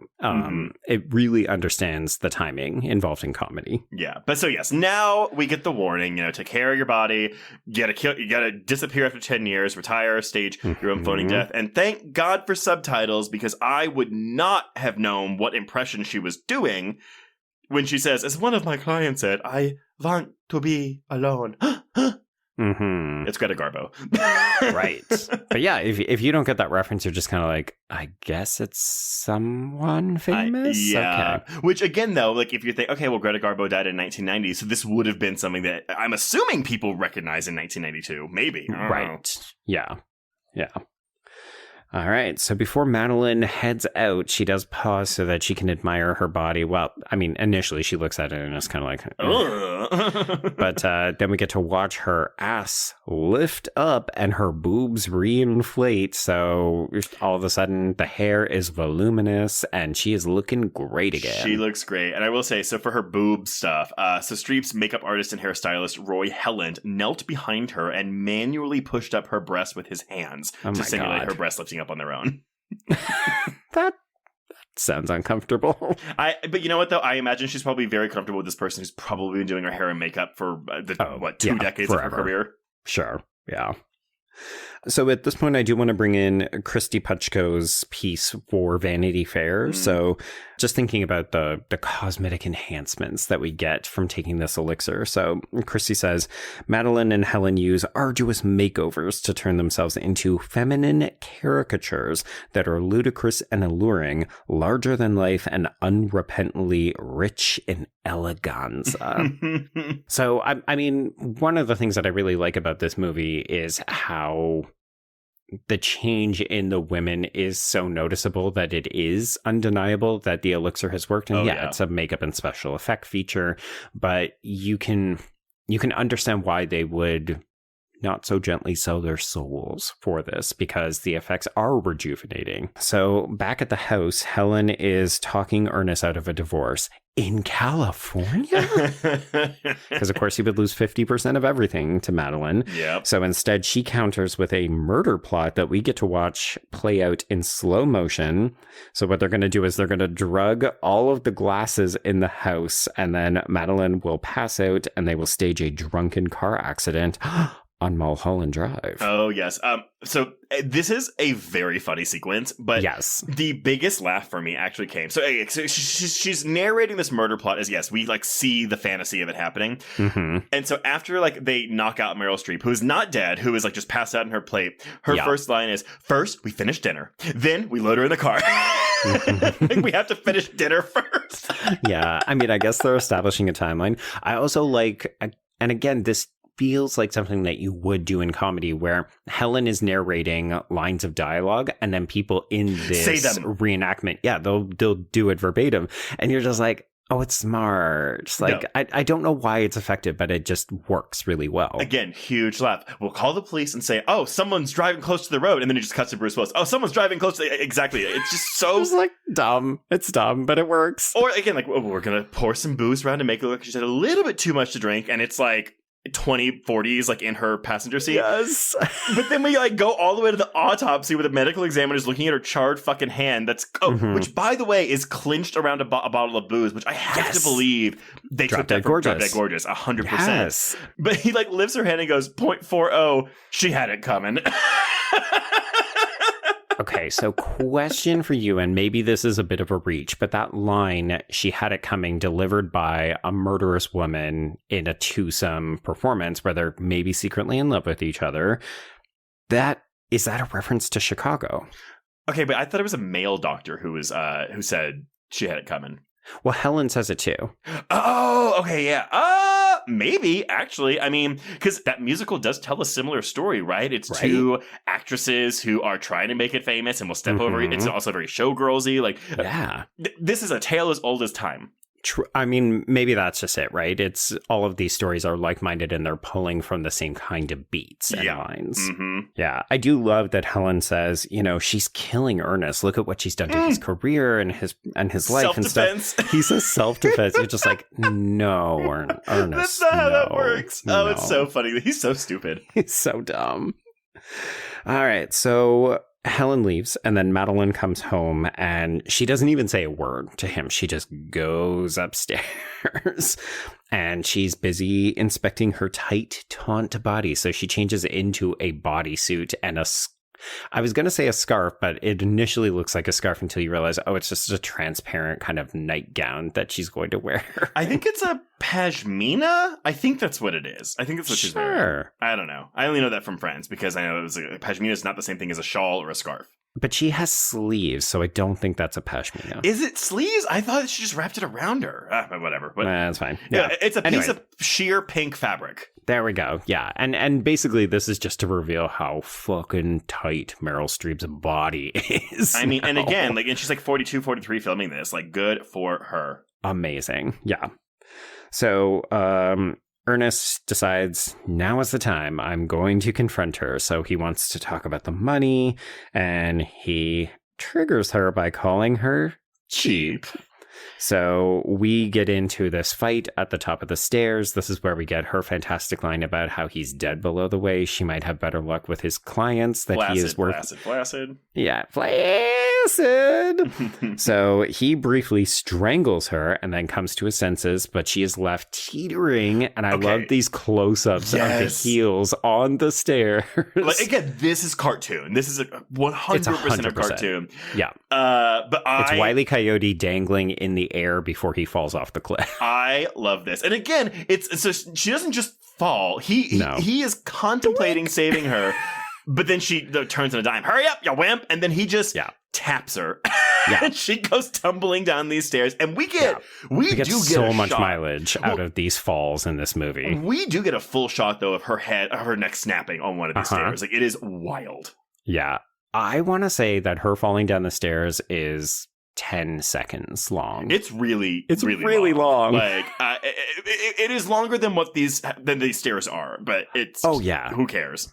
Yeah, if you told me this was a culmination of 10 different shots of her falling down, I would believe you. 100%, yeah. Okay, so she did. So Ernest immediately calls Helen because he's a fucking idiot. He doesn't call 911 first. And Helen is very frustrated, but she comes up with a new plan. She's working through it on the phone with him. And Trace, this is your favorite thing. It's something's happening in the background. Yes. Oh my God. You start to see Madeline's foot move. And then, but they do the thing where like Bruce Willis turns around and then she's not moving, but then he turns back around and their arm starts moving. So for the mangled version of Madeline, they used a rod puppet that they created that it could unfold and reform itself. Interesting. Yeah. I mean, this is so Judge Doomy in the way that character moves. It's a lot of stumbling and starting, but the limbs don't look right. It's very freaky. It's just not pleasant to look at. I feel the same way about Judge Doom. Like, I don't like watching his flat ass body like wiggle around like that. It is nightmare fuel. It's very frightening, and as is this. So, yes, Madeline's neck has spun 180 degrees around. So she is looking at her own ass as she comes up on Ernest. And I'm going to bring in a couple of different quotes from Bee Panther again. So one of the interesting pieces that they note is, for a film written with the intent to make a comic cautionary tale about being unnatural, as you said, Trace, Death Becomes Her relishes in its computer-generated effects. And I kind of love that slightly bitchy, push at the film, because, so much of this film is unnatural in the way that we augment things using CGI and masterful makeup jobs, right? Oh, yeah. Mm-hmm. And then Panther continues later on in the piece. After falling down the stairs, Madeline has a new perspective on life. She sees life literally in a different direction than ordinary people, aka queerness. So Madeline's shock at looking down at her ass signals to her, Ernest, and the audience that a new queer mode of being has taken over the film. Well, I mean, the movie, this is definitely a shift in the movie from this point on. Yes, this is where the film becomes a lot more wacky visual comedy as opposed to just bitchy. Yes. Now, also, to achieve this effect, though, because I do think this looks the fakest out of all the effects in the film, just because I think it just hasn't aged as well. It hasn't, but so how they did this, though, so they put a blue bag over Meryl Streep's head, and she walked around the room backward.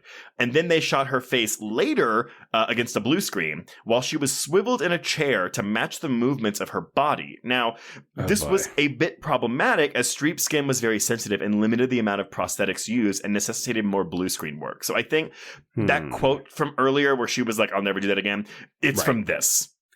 Okay, so she maybe had a bad reaction, or it just was not an enjoyably good time because it took such an arduously long time. Well, the key again is like, after so I think having the bag over her head and walking backwards, that wasn't the problem. It was when they were capturing her face later. And again, like they had her swiveling in a chair to match the movements of her body. So it was even a centimeter off. They'd have to redo it.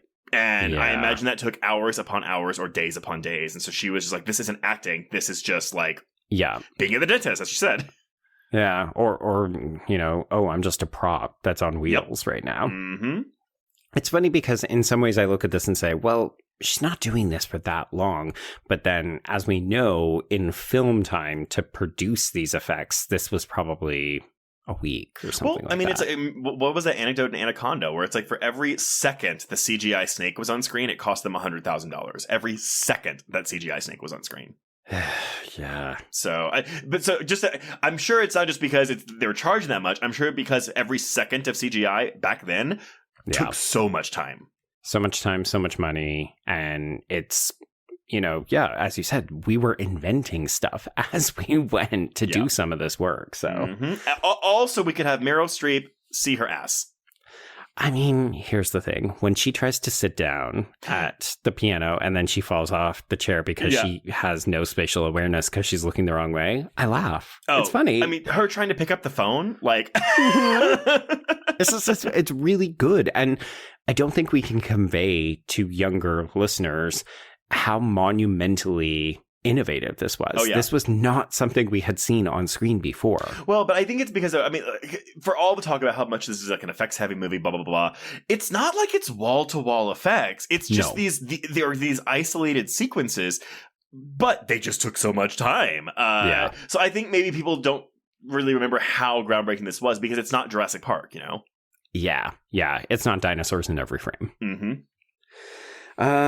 Okay. One thing I do want to talk about, because we praised Ernest, aka Bruce Willis, and his performance, but what do we think of his penchant for screaming? Oh, I love it. Every time. He's screaming. I'm using the phrase like a girl in quotation mark, like scare quotes. I get it. Yes. But like he has a high-pitched scream that he employs sparingly, but enough to where it's still funny every time.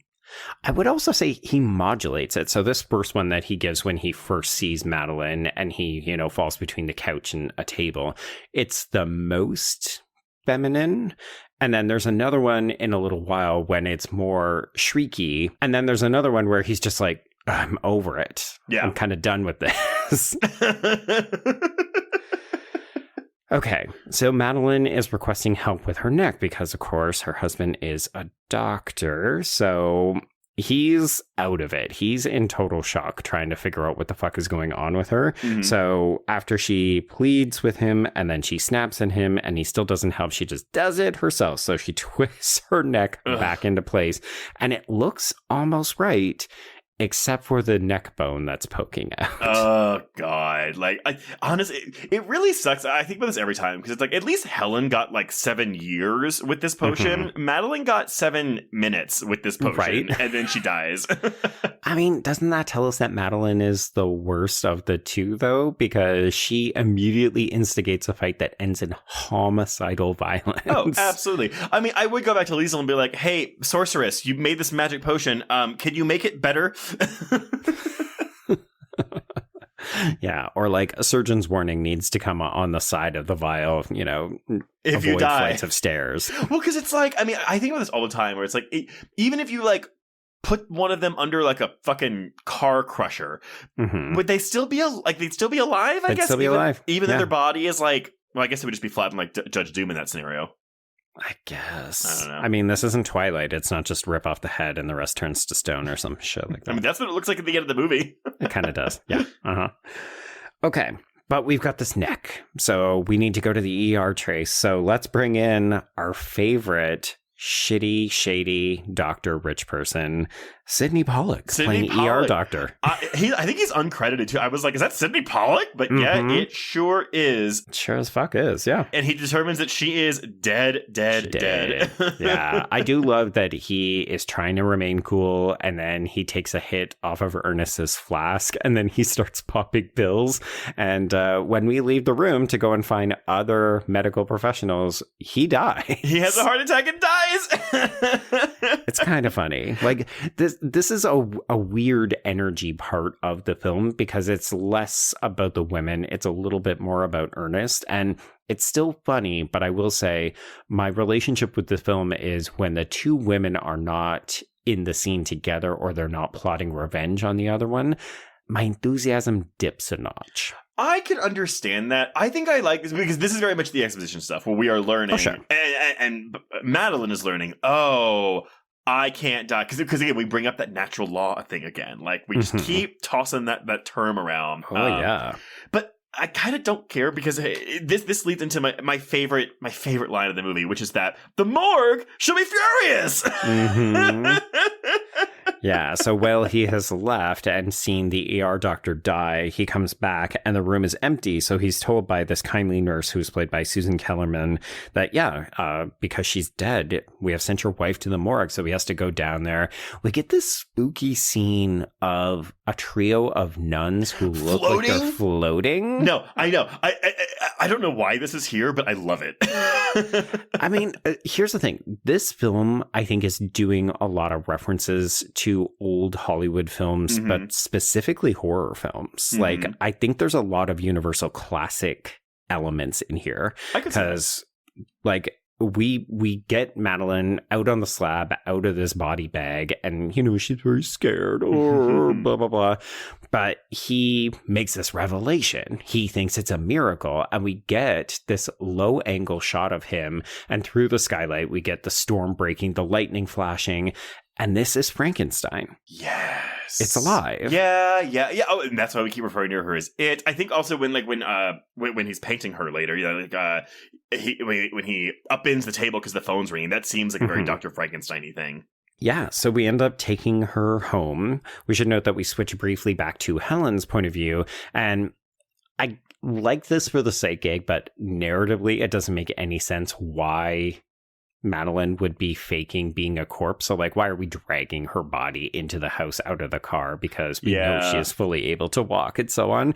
But from Helen's perspective, it just kind of looks like Ernest has taken his dead wife out for a drive. Also, though, again, it's not really a sight gag, I guess, but like this visual of Hawn jumping the gate in front of the house. And, like, she's in full spy mode. To the point where she gets to the driveway and, like, when the car's coming back, she, like, does this dive, which is like she dives 2 feet to the left. Yeah. It's so comedic. I do really enjoy the near miss of Ernest almost backing the car up over her, but just stopping in time. Oh, man. Because then we would have had a flat-faced Goldie Hawn in this movie. True. Yeah, but then it would just be Judge Doom, wouldn't it? Yeah, exactly.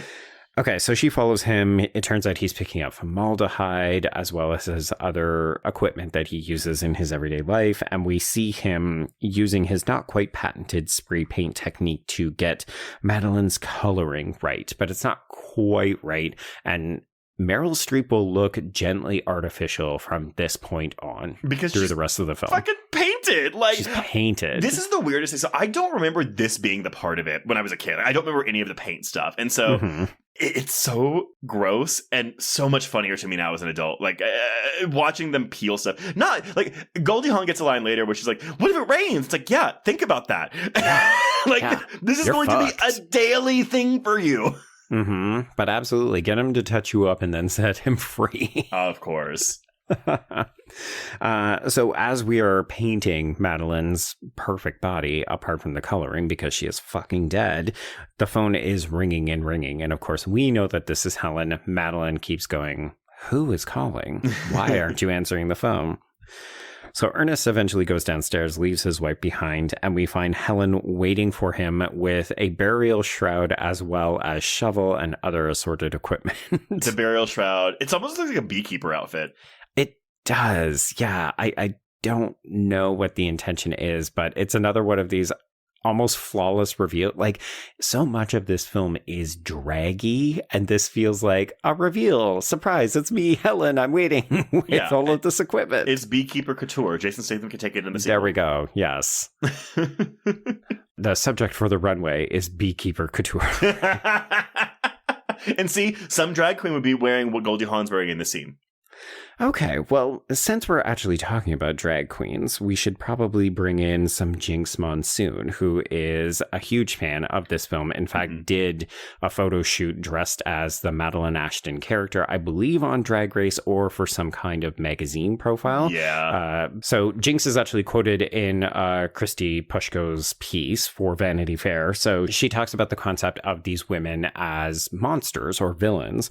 So she says, I think there's this trait that runs throughout the queer community, the obsession with the hyper feminine female villain. I think it has something to do with feeling like outcast and imagining yourself in this position of power where even though you're the outcast, you still have some kind of power and strength within you. And I can see people taking this film to task, particularly from a contemporary lens, where it's like, oh, it's two women fighting each other when they should be, you know, fighting the men or fighting the system and so on. And I agree, but also I think this is inherently what we as a society do. We love to pit women together. We love to turn the bitches loose on each other. Yeah. And especially in the early 90s, like, this was a form of entertainment for men, right? Yeah, but everyone else too. Oh, sure. Yeah, like, I'm not denying how pleasurable the film is to watch, but Right. I think it's very easy to say, like, this is a film where we just, like, make women bitches and have them hurt each other. Yeah. I think, I mean, again, I do think you can pick up on, like, the... do I want to say subtext here with the reasoning behind, like, why they are the way they are, even though the film doesn't, like, really make it super, super explicit, because it's just very surface level in that way. But I think it's easy to tell, like, what the implications are. But yeah, overall, yeah, I get what you're saying.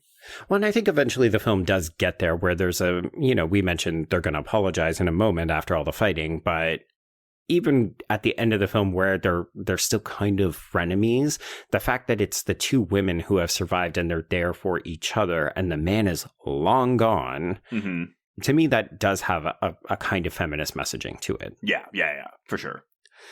Okay, yeah. So Helen is waiting because she thinks that we are going to be burying Madeline because Madeline is dead. And lo and behold, she starts to talk about how Madeline is shit and all this stuff. And we just get this deep focus shot of Madeline's nails gripping the banister so hard that she leaves scratch marks. So see, this also feels like a Wolfman. It's scene, a Wolfman, right? Yeah. Yeah, I loved all that. Yeah. So this heavily made up version of Madeline comes down the stairs, and we do get a either Frankenstein or Bride of Frankenstein reference when Helen marvels it's alive. Yeah.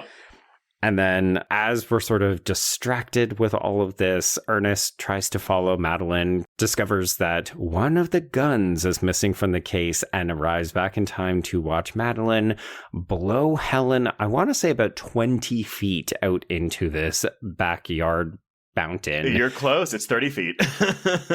This shot is fucking fantastic. It's really good. So this sequence required a headless dummy that was rigged with explosives to simulate a gunshot. Oh my God, okay. A stunt woman was filmed recoiling from the blast and being thrown 30 feet in the air. Oh my God. And then Goldie Hawn's head was later added to the footage of the dummy using a technique referred to by ILM as match move.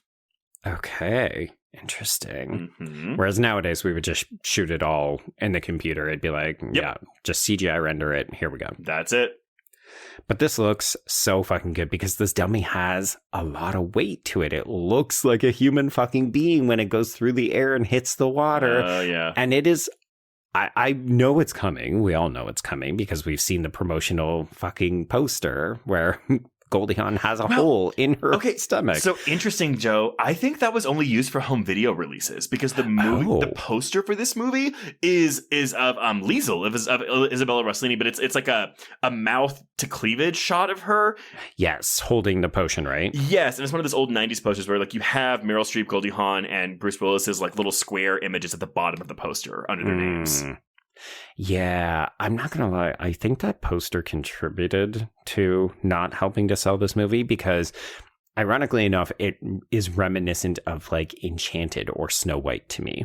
Very much so. But I'm sure, though, for all those VHS boxes that had Meryl Streep with her head twisted around and Goldie Hawn with that whole thing, that's like, I bet you this movie made a bunch of money on home video. I was going to say, this movie made mucho coino on VHS because that poster is fucking great. But though, it makes me wonder, though, like, I didn't watch the trailer before this recording, but like, did they reveal that they die halfway through the movie? Like, and this is what's going on? Or is the marketing focusing primarily on like just the feud between them, you know? I want to say that we see this, but we don't understand the context of who has gotten shot. Okay, so, sorry, break. I did just look at some of the trailer really quick. They reveal the potion, and they do reveal that Meryl Streep does get her head turned around because there are scenes in this trailer that are not in the movie, including him pulling Meryl Streep's frozen corpse out of a freezer and dragging it up the stairs. What? Yeah. Oh, interesting. Okay. There apparently were quite a few scenes deleted for this movie. Interesting. I don't own a physical copy of this. Ours are actually in the mail as we're recording this, but I've never seen any of the deleted footage. Well, unfortunately, I don't think those deleted scenes are on any physical release or the upcoming one about from this movie. So right. I just think they cut them out and got rid of them. So sad. I hate it when that happens. Yeah, but anyway. Okay. Anyway, so Helen has been blown these 30 feet into the fountain, and we get the second Ernest scream. I do want to give praise to Meryl Streep's performance in the physicality, where she just like handles the gun and then struts up, and she's like, okay, this is the blackmail plan, you know?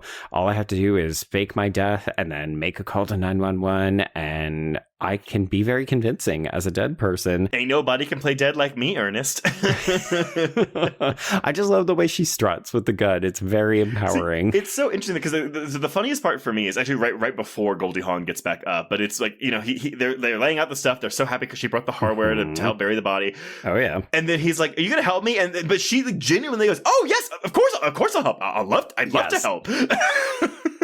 We're repairing our marriage as we murder this friend of mine.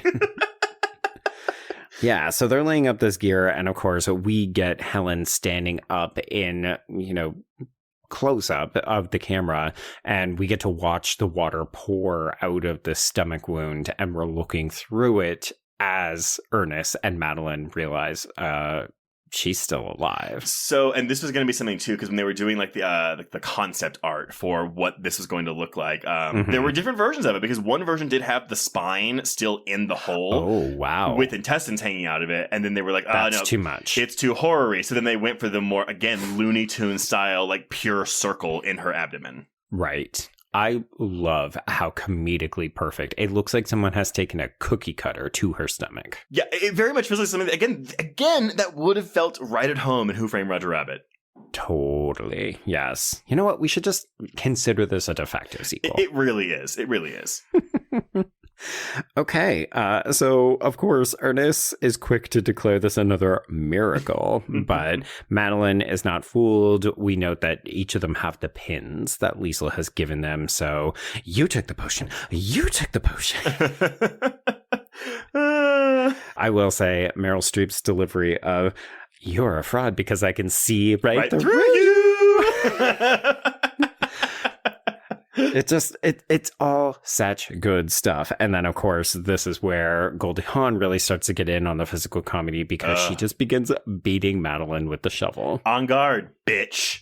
And of course, Ernest is not interested in any of this. You can almost see him losing interest in the women, realizing that he's a pawn. So we do watch him as he walks up. It looks gothic at this point, because we're watching women fence with shovels in shadowy silhouette as he makes his way upstairs. Well, it's so funny because we're only doing the shadowy silhouette so we can put that hole in the shadow. Yeah. Yeah, I mean, it's smart, but it also looks great. It looks so good. But this fight, I would have taken like a 10-minute longer version of this. Right? It feels too brief. I need more. We get this great moment where Hawn like caves Streep's head into her shoulders with the shovel. Yeah. My second favorite gag in the movie is whenever, Hawn like breaks the shovel part of the shovel off, leaving Streep with a spear, and she throws it through the hole. Yes. But Yes! No! Oh, damn! No! Damn it! That's so good. And then, just if you didn't appreciate it, when we decide, okay, you know what? We both hurt each other and we don't need to do this anymore. Let's sit down and apologize. Yeah. And then she, you know, obviously, because we've got a hole and we've got a phallic object, let's stick it through it. But the symmetry of this aligns so perfectly. And it's a great sight gag. Yeah.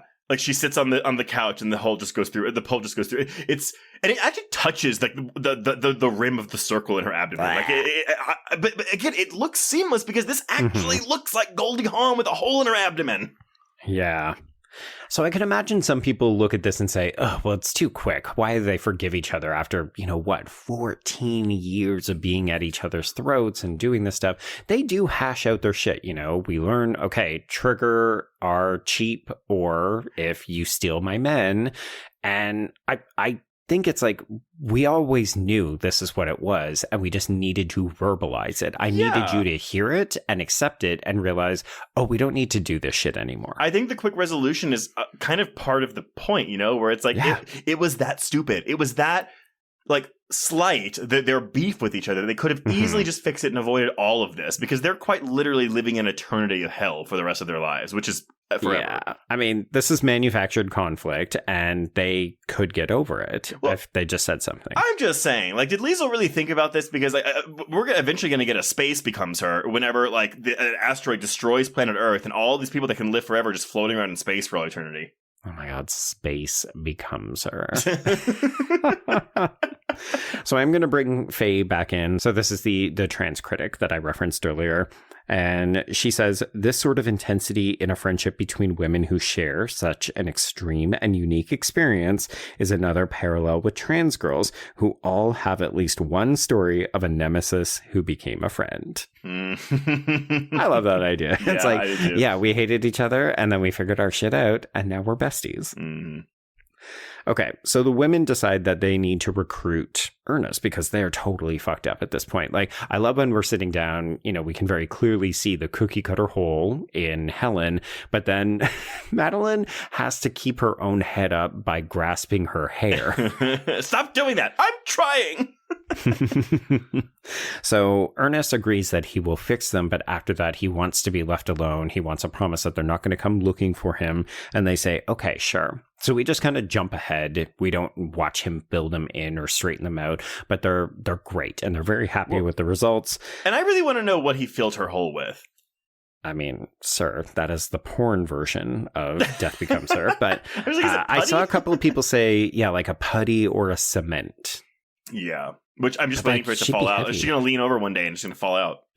Yeah, just the circular hole falls out. But I guess they never have to eat anymore. So that's good for them. Yeah. Yeah, I mean, there's a lot of logistical questions that don't entirely add up if they truly are dead. But you know what? Who fucking cares? Who cares? I mean, Goldie Hawn's stomach is quite literally gone. So, I mean... Yeah. But, like, how are their brains working then? Like, they have no circulation because her blood is not pumping. So, who cares? Well, no, but that's the potion just basically, like, it keeps your soul in your body. We're not talking about souls here, I guess, in this movie. But, like, and it just reanimates your body. So, yeah, you have this husk that you can just move around. and you feel no pain after you're dead. So, that's good. Yeah, that is an interesting piece, right? Because, like, okay, they still have nerve endings, but they're not feeling anything. And that's interesting because this movie would be very different if they could feel pain. Not as interesting, I would argue. No, it's funny either. No. Okay, so yeah, Ernest has done this, and now we need to let him go. He's packing his suitcase, but the women realize if we let him go, what happens when we do start to chip, rust, get caught in the rain, all this other fun stuff. So we need him to take the elixir so that we always have him around. Because, you know, of course, no one could do it like Ernest. We clearly could never find anyone else. I was going to say, like, why don't you just go find a plastic surgeon, like, who wants to live forever, have him take the potion, and just bring Ernest in on a commission to train him how to do his job. Yeah, because it's not as interesting narratively. No, it's not. So I do love this moment where, you know, Helen says, well, I can respect that. Let's drug him. So we've got this great moment. This is really when the movie starts to shift into Ernest's perspective. He becomes the new protagonist because the women are now actively plotting against him.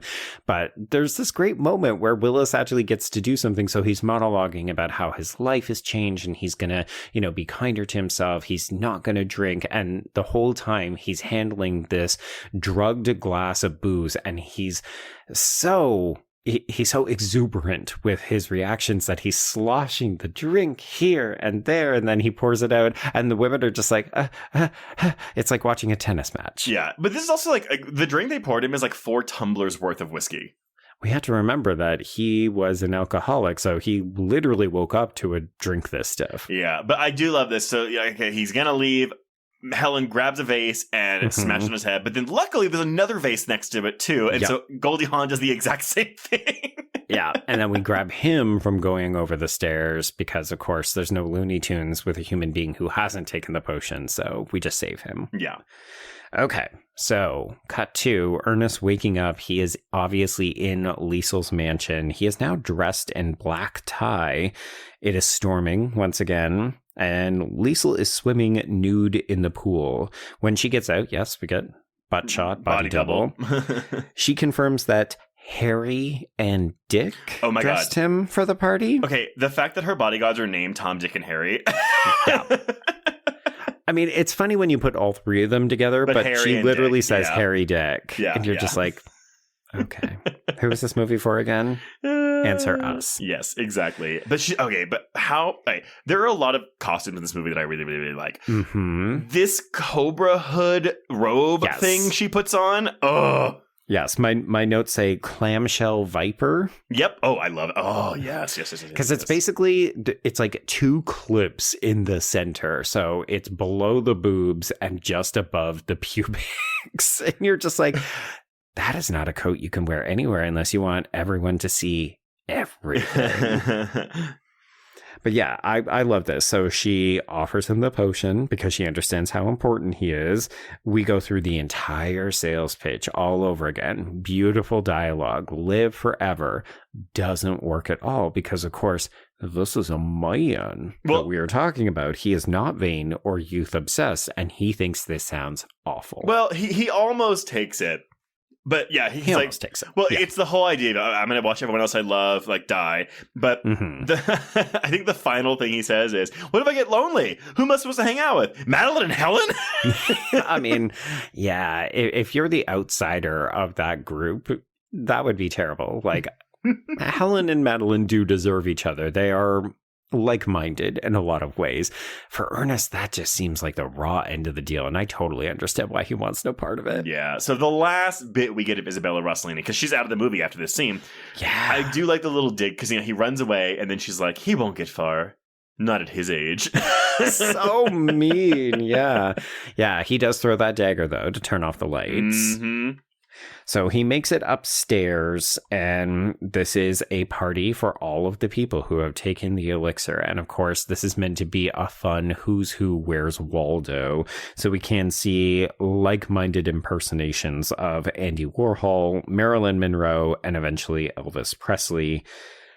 And it becomes a bit of a chase movie at this point. I'm not going to lie. This is my least favorite section of the film because it's all Ernest all the time. Yeah. I agree with you. And again, it's not that Willis is bad. It's just it's not as fun because all of a sudden we're trying to do a real third act for this movie. And it just feels like the energy dips.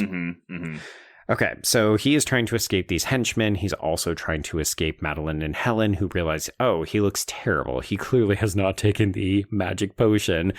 He ends up escaping in the elevator, so he's now up in the top floor, dodging these Dobermen. He climbs out onto the roof. It's still stormy because it's Los Angeles, ? So he's up on the roof, he's slipping and sliding on the wet tiles. He ends up getting hung by his suspenders on the drainage pipe, leaky, whatever thing. The gutter. Thanks, I don't own a house. Yeah, so he's suspended by suspenders on the gutter. The gutter. And Helen and Madeline are there saying, you still got the elixir, you still got the potion, take it, we need you. And again, he seems on the verge of doing it because, if he takes it and then falls, he'll still survive. I would not want to try to put myself together after falling, 6 stories? Yeah, they are not doing a good their sales pitch needs works. Exactly. Yeah, Liesel clearly has had many years of practice because hers is much more effective. But he ends up deciding no, because they make it all about them, right? It's not about saving yourself. That's what it starts out at. And then it's, we need you. We need you to work with us and so on. He's like, boo, bad deal. So he doesn't take it. And I think the smarter move would have been to just end the movie here. Like, kill him here. But no. I love it because he would not have lived. Did you recognize the people that are, at the pool when he falls into it? So this was the other person I thought might be Fabio. So this is actually, it's not anyone famous, but the character is Jim Morrison, the lead singer of The Doors. Okay, that does make sense. Because, yeah, I think he's wearing leather pants. Yeah, because the blonde woman, I was like, oh, maybe it's like Sid and Nancy, like Sid Vicious, but his hair didn't line up with that. So no. Oh, that's interesting. I mean, I guess because we're not music people, maybe we also didn't recognize him. Well, and again, maybe he would have been more recognizable to people in 1992. Maybe that's it. Okay, so we end up fleeing from this party. We steal James Dean's car and take off. And I think part of the other problem is that it feels like this is still rising action and not climax, but this is actually more or less the end of the film proper. So we will not see Ernest again. We will see a picture of him at his funeral, but he's out of the film at this point. But you know, I agree with you. I think that this moment between Helen and Madeline could have served well as the ending, because there's just something that deeply ironic, you know, when it's like, I'll paint your ass, you paint mine, and they're like, just forever. And like that look of like, oh, from that. Yeah.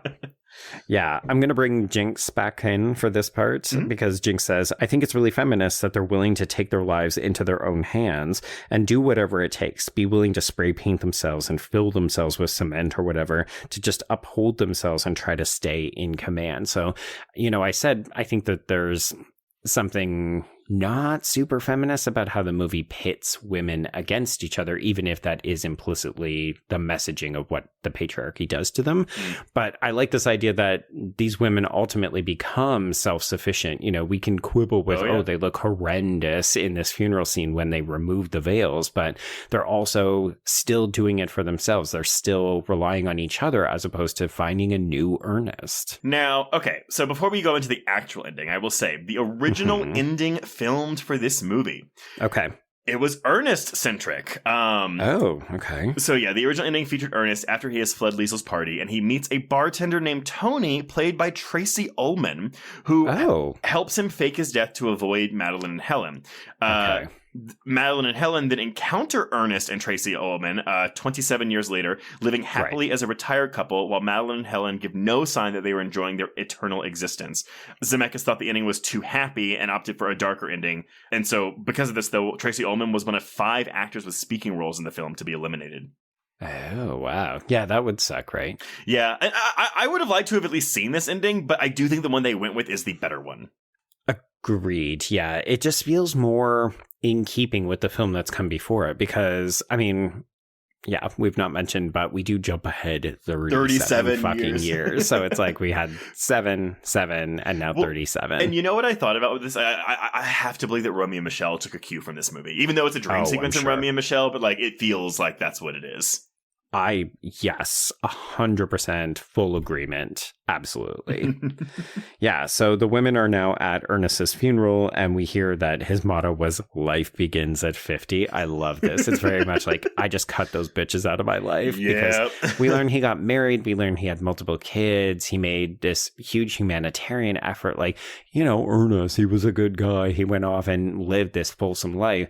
And I think if you're not wise to the film, you could argue, oh yeah, this is the messaging. It's like, these bitches have got it wrong and Ernest had it right the whole time. You need to be sacrificial and a little bit of a martyr and live your life for other people, and you'll live on through your children and your family and the lives you've connected with and shit.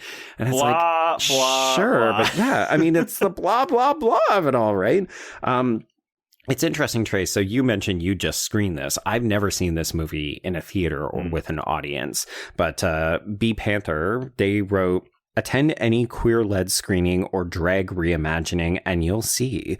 Queers can choose to celebrate Madeline and Helen, identifying their queer alternative lifetimes, standing up with them in the face of this nauseatingly heavy-handed ending, rolling our eyes and joining in their blah, blah, blah. And I could totally see a kind of shadow cast version of this where people say that line along with the film, because it's so fucking ponderous. Very much so. But I mean, it and again, just take my word for it, this movie kills with a crowd. Man, like, it is very jealous. Death became us last night. Love it. Okay, so this doesn't sit well with either women. So, they're bickering about a lost can of spray paint. They're being very loud, very rude. They go to leave the ceremony, which I would note is also only half full. Yeah. So Ernest was this great humanitarian, but he couldn't even fill the fucking church. So quality over quantity. Sure, whatever. You know what? I want my eulogy to be sent out on the internet because people couldn't get standing room. Well, I was going to say, where are all those adopted kids from all over the world that Reverend talked about? You know what? They were poor. They couldn't make it. They couldn't make it to the service. Anyway, so yeah, these two women are very rude and not very polite about their exit. So they do pause, though, when they hear that Ernest discovered the secret to eternal life and youth. And they pause and they wait in the doorway. And of course, yes, it's, blah, blah, you'll live on in the memories of your children and the people you touch. Blah. So they end up leaving. We've got this final comedic beat where, I love the physicality of both actresses where they're kind of walking bow-legged. Bow-legged, yeah. Stuff. But then the moment where Hawn almost steps on the paint. Yes. Yeah, because, of course, if you're going to say we've lost a can of paint, we've got to bring it back. So we recreate another stair fall. She steps on the can. She's teetering there. We get another close-up image of the heel, and she asks for help. And when Madeline pauses and doesn't immediately help, she grabs her. Okay, but the smile that Streep gives in that moment where she considers not helping her. Yep. Yeah, I fully believe Madeline would not have helped her. No. And so it's probably justified that Helen pulls her down. And we get another fantastic falling down the stair sequence. This is just... We're throwing dummies downstairs. It's so good. The overhead shot of these dummies exploding is just... It's so funny. And I love that we get POV, right? Yeah. So it's we hit the bottom of the stairs and we get to see the women go ooh. It's so funny. Of course, they just shatter into a bunch of different pieces.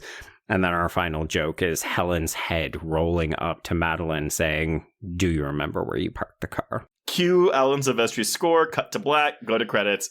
We're done. Yeah. Yeah. I really enjoyed revisiting this. This was a lot of fun. It's so much fun. And I really hadn't seen it in a while. I remembered everything about it mostly, but it's just I hadn't seen it as an adult in a very long time. So this was wonderful to revisit. I think everyone's at the top of their game here, having so much fun. Meryl Streep, watching Meryl Streep and Goldie Hawn do something like this. I really wish Goldie Hawn acted more. I know she's kind of retired because she only does those fucking Santa Claus movies with Kurt Russell because they've been together forever. I get it. You want to work with your partner, but also oh my god, I hate that is all we get from her because she's too fucking talented for that shit. I really hope we get some kind of just late stage career comeback. She's in her mid 70s right now, and I just love for someone to give Goldie Hawn give you a late career defining role. Can I tell you who it should be? Who? Ryan Johnson in a Knives Out movie. No.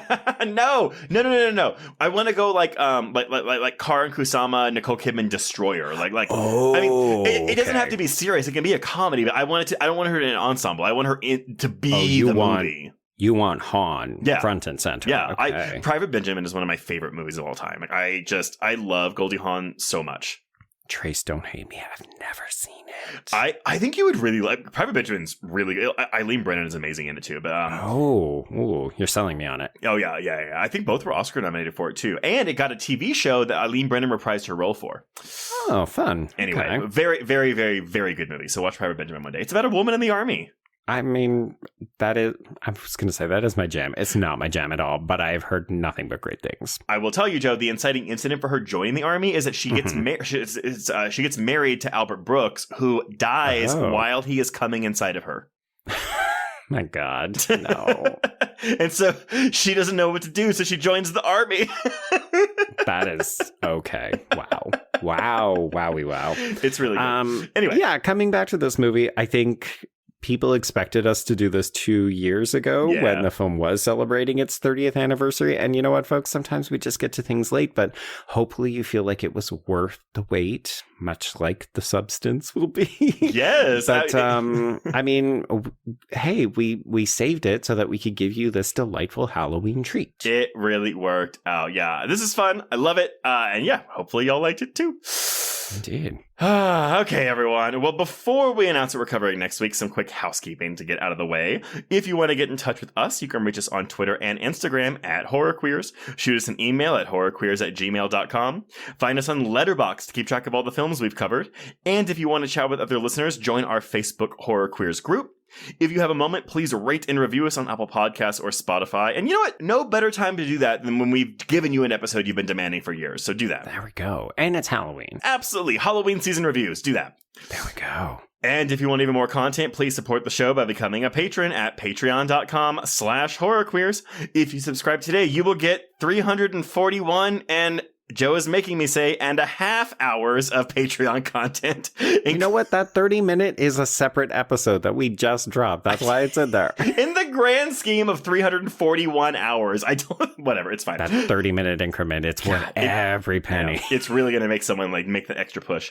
Truly. But yes, you will get this month's new episodes on Hannibal Season 1, Episode 10, It's What's Inside, Apartment 7A, Salem's Lot, a bonus episode on Freeway 2, Confessions of a Trick Baby, and an audio commentary on Wes Craven's New Nightmare for its 30th anniversary.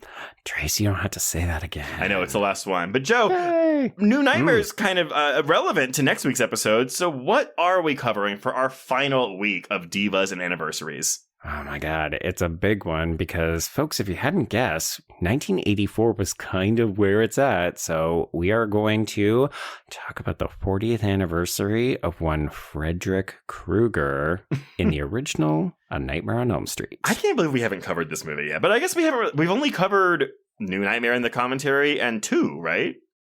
No, we've covered Freddy's Dead. We've done an audio commentary of Dream Warriors. The only ones at this point that we have not covered. Oh, we've also done the remake. So the only ones we haven't covered are 4 and 5. Man, my memory's getting there, Joe. Getting there. Anyway, all right, everyone. Well, until next week, when we are going to be going back into Elm Street and Springwood, we can cross out Death Becomes Her. Indeed. And cross out Horror Queers.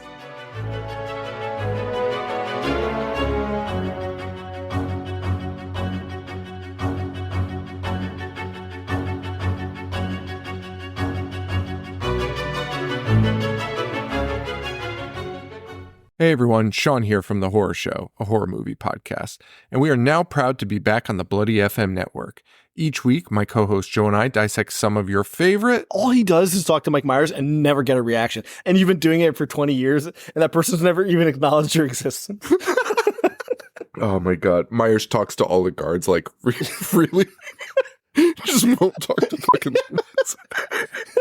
Most vocal prisoner that they've ever had in Haddonfield. And not so favorite. I have one scene that I liked.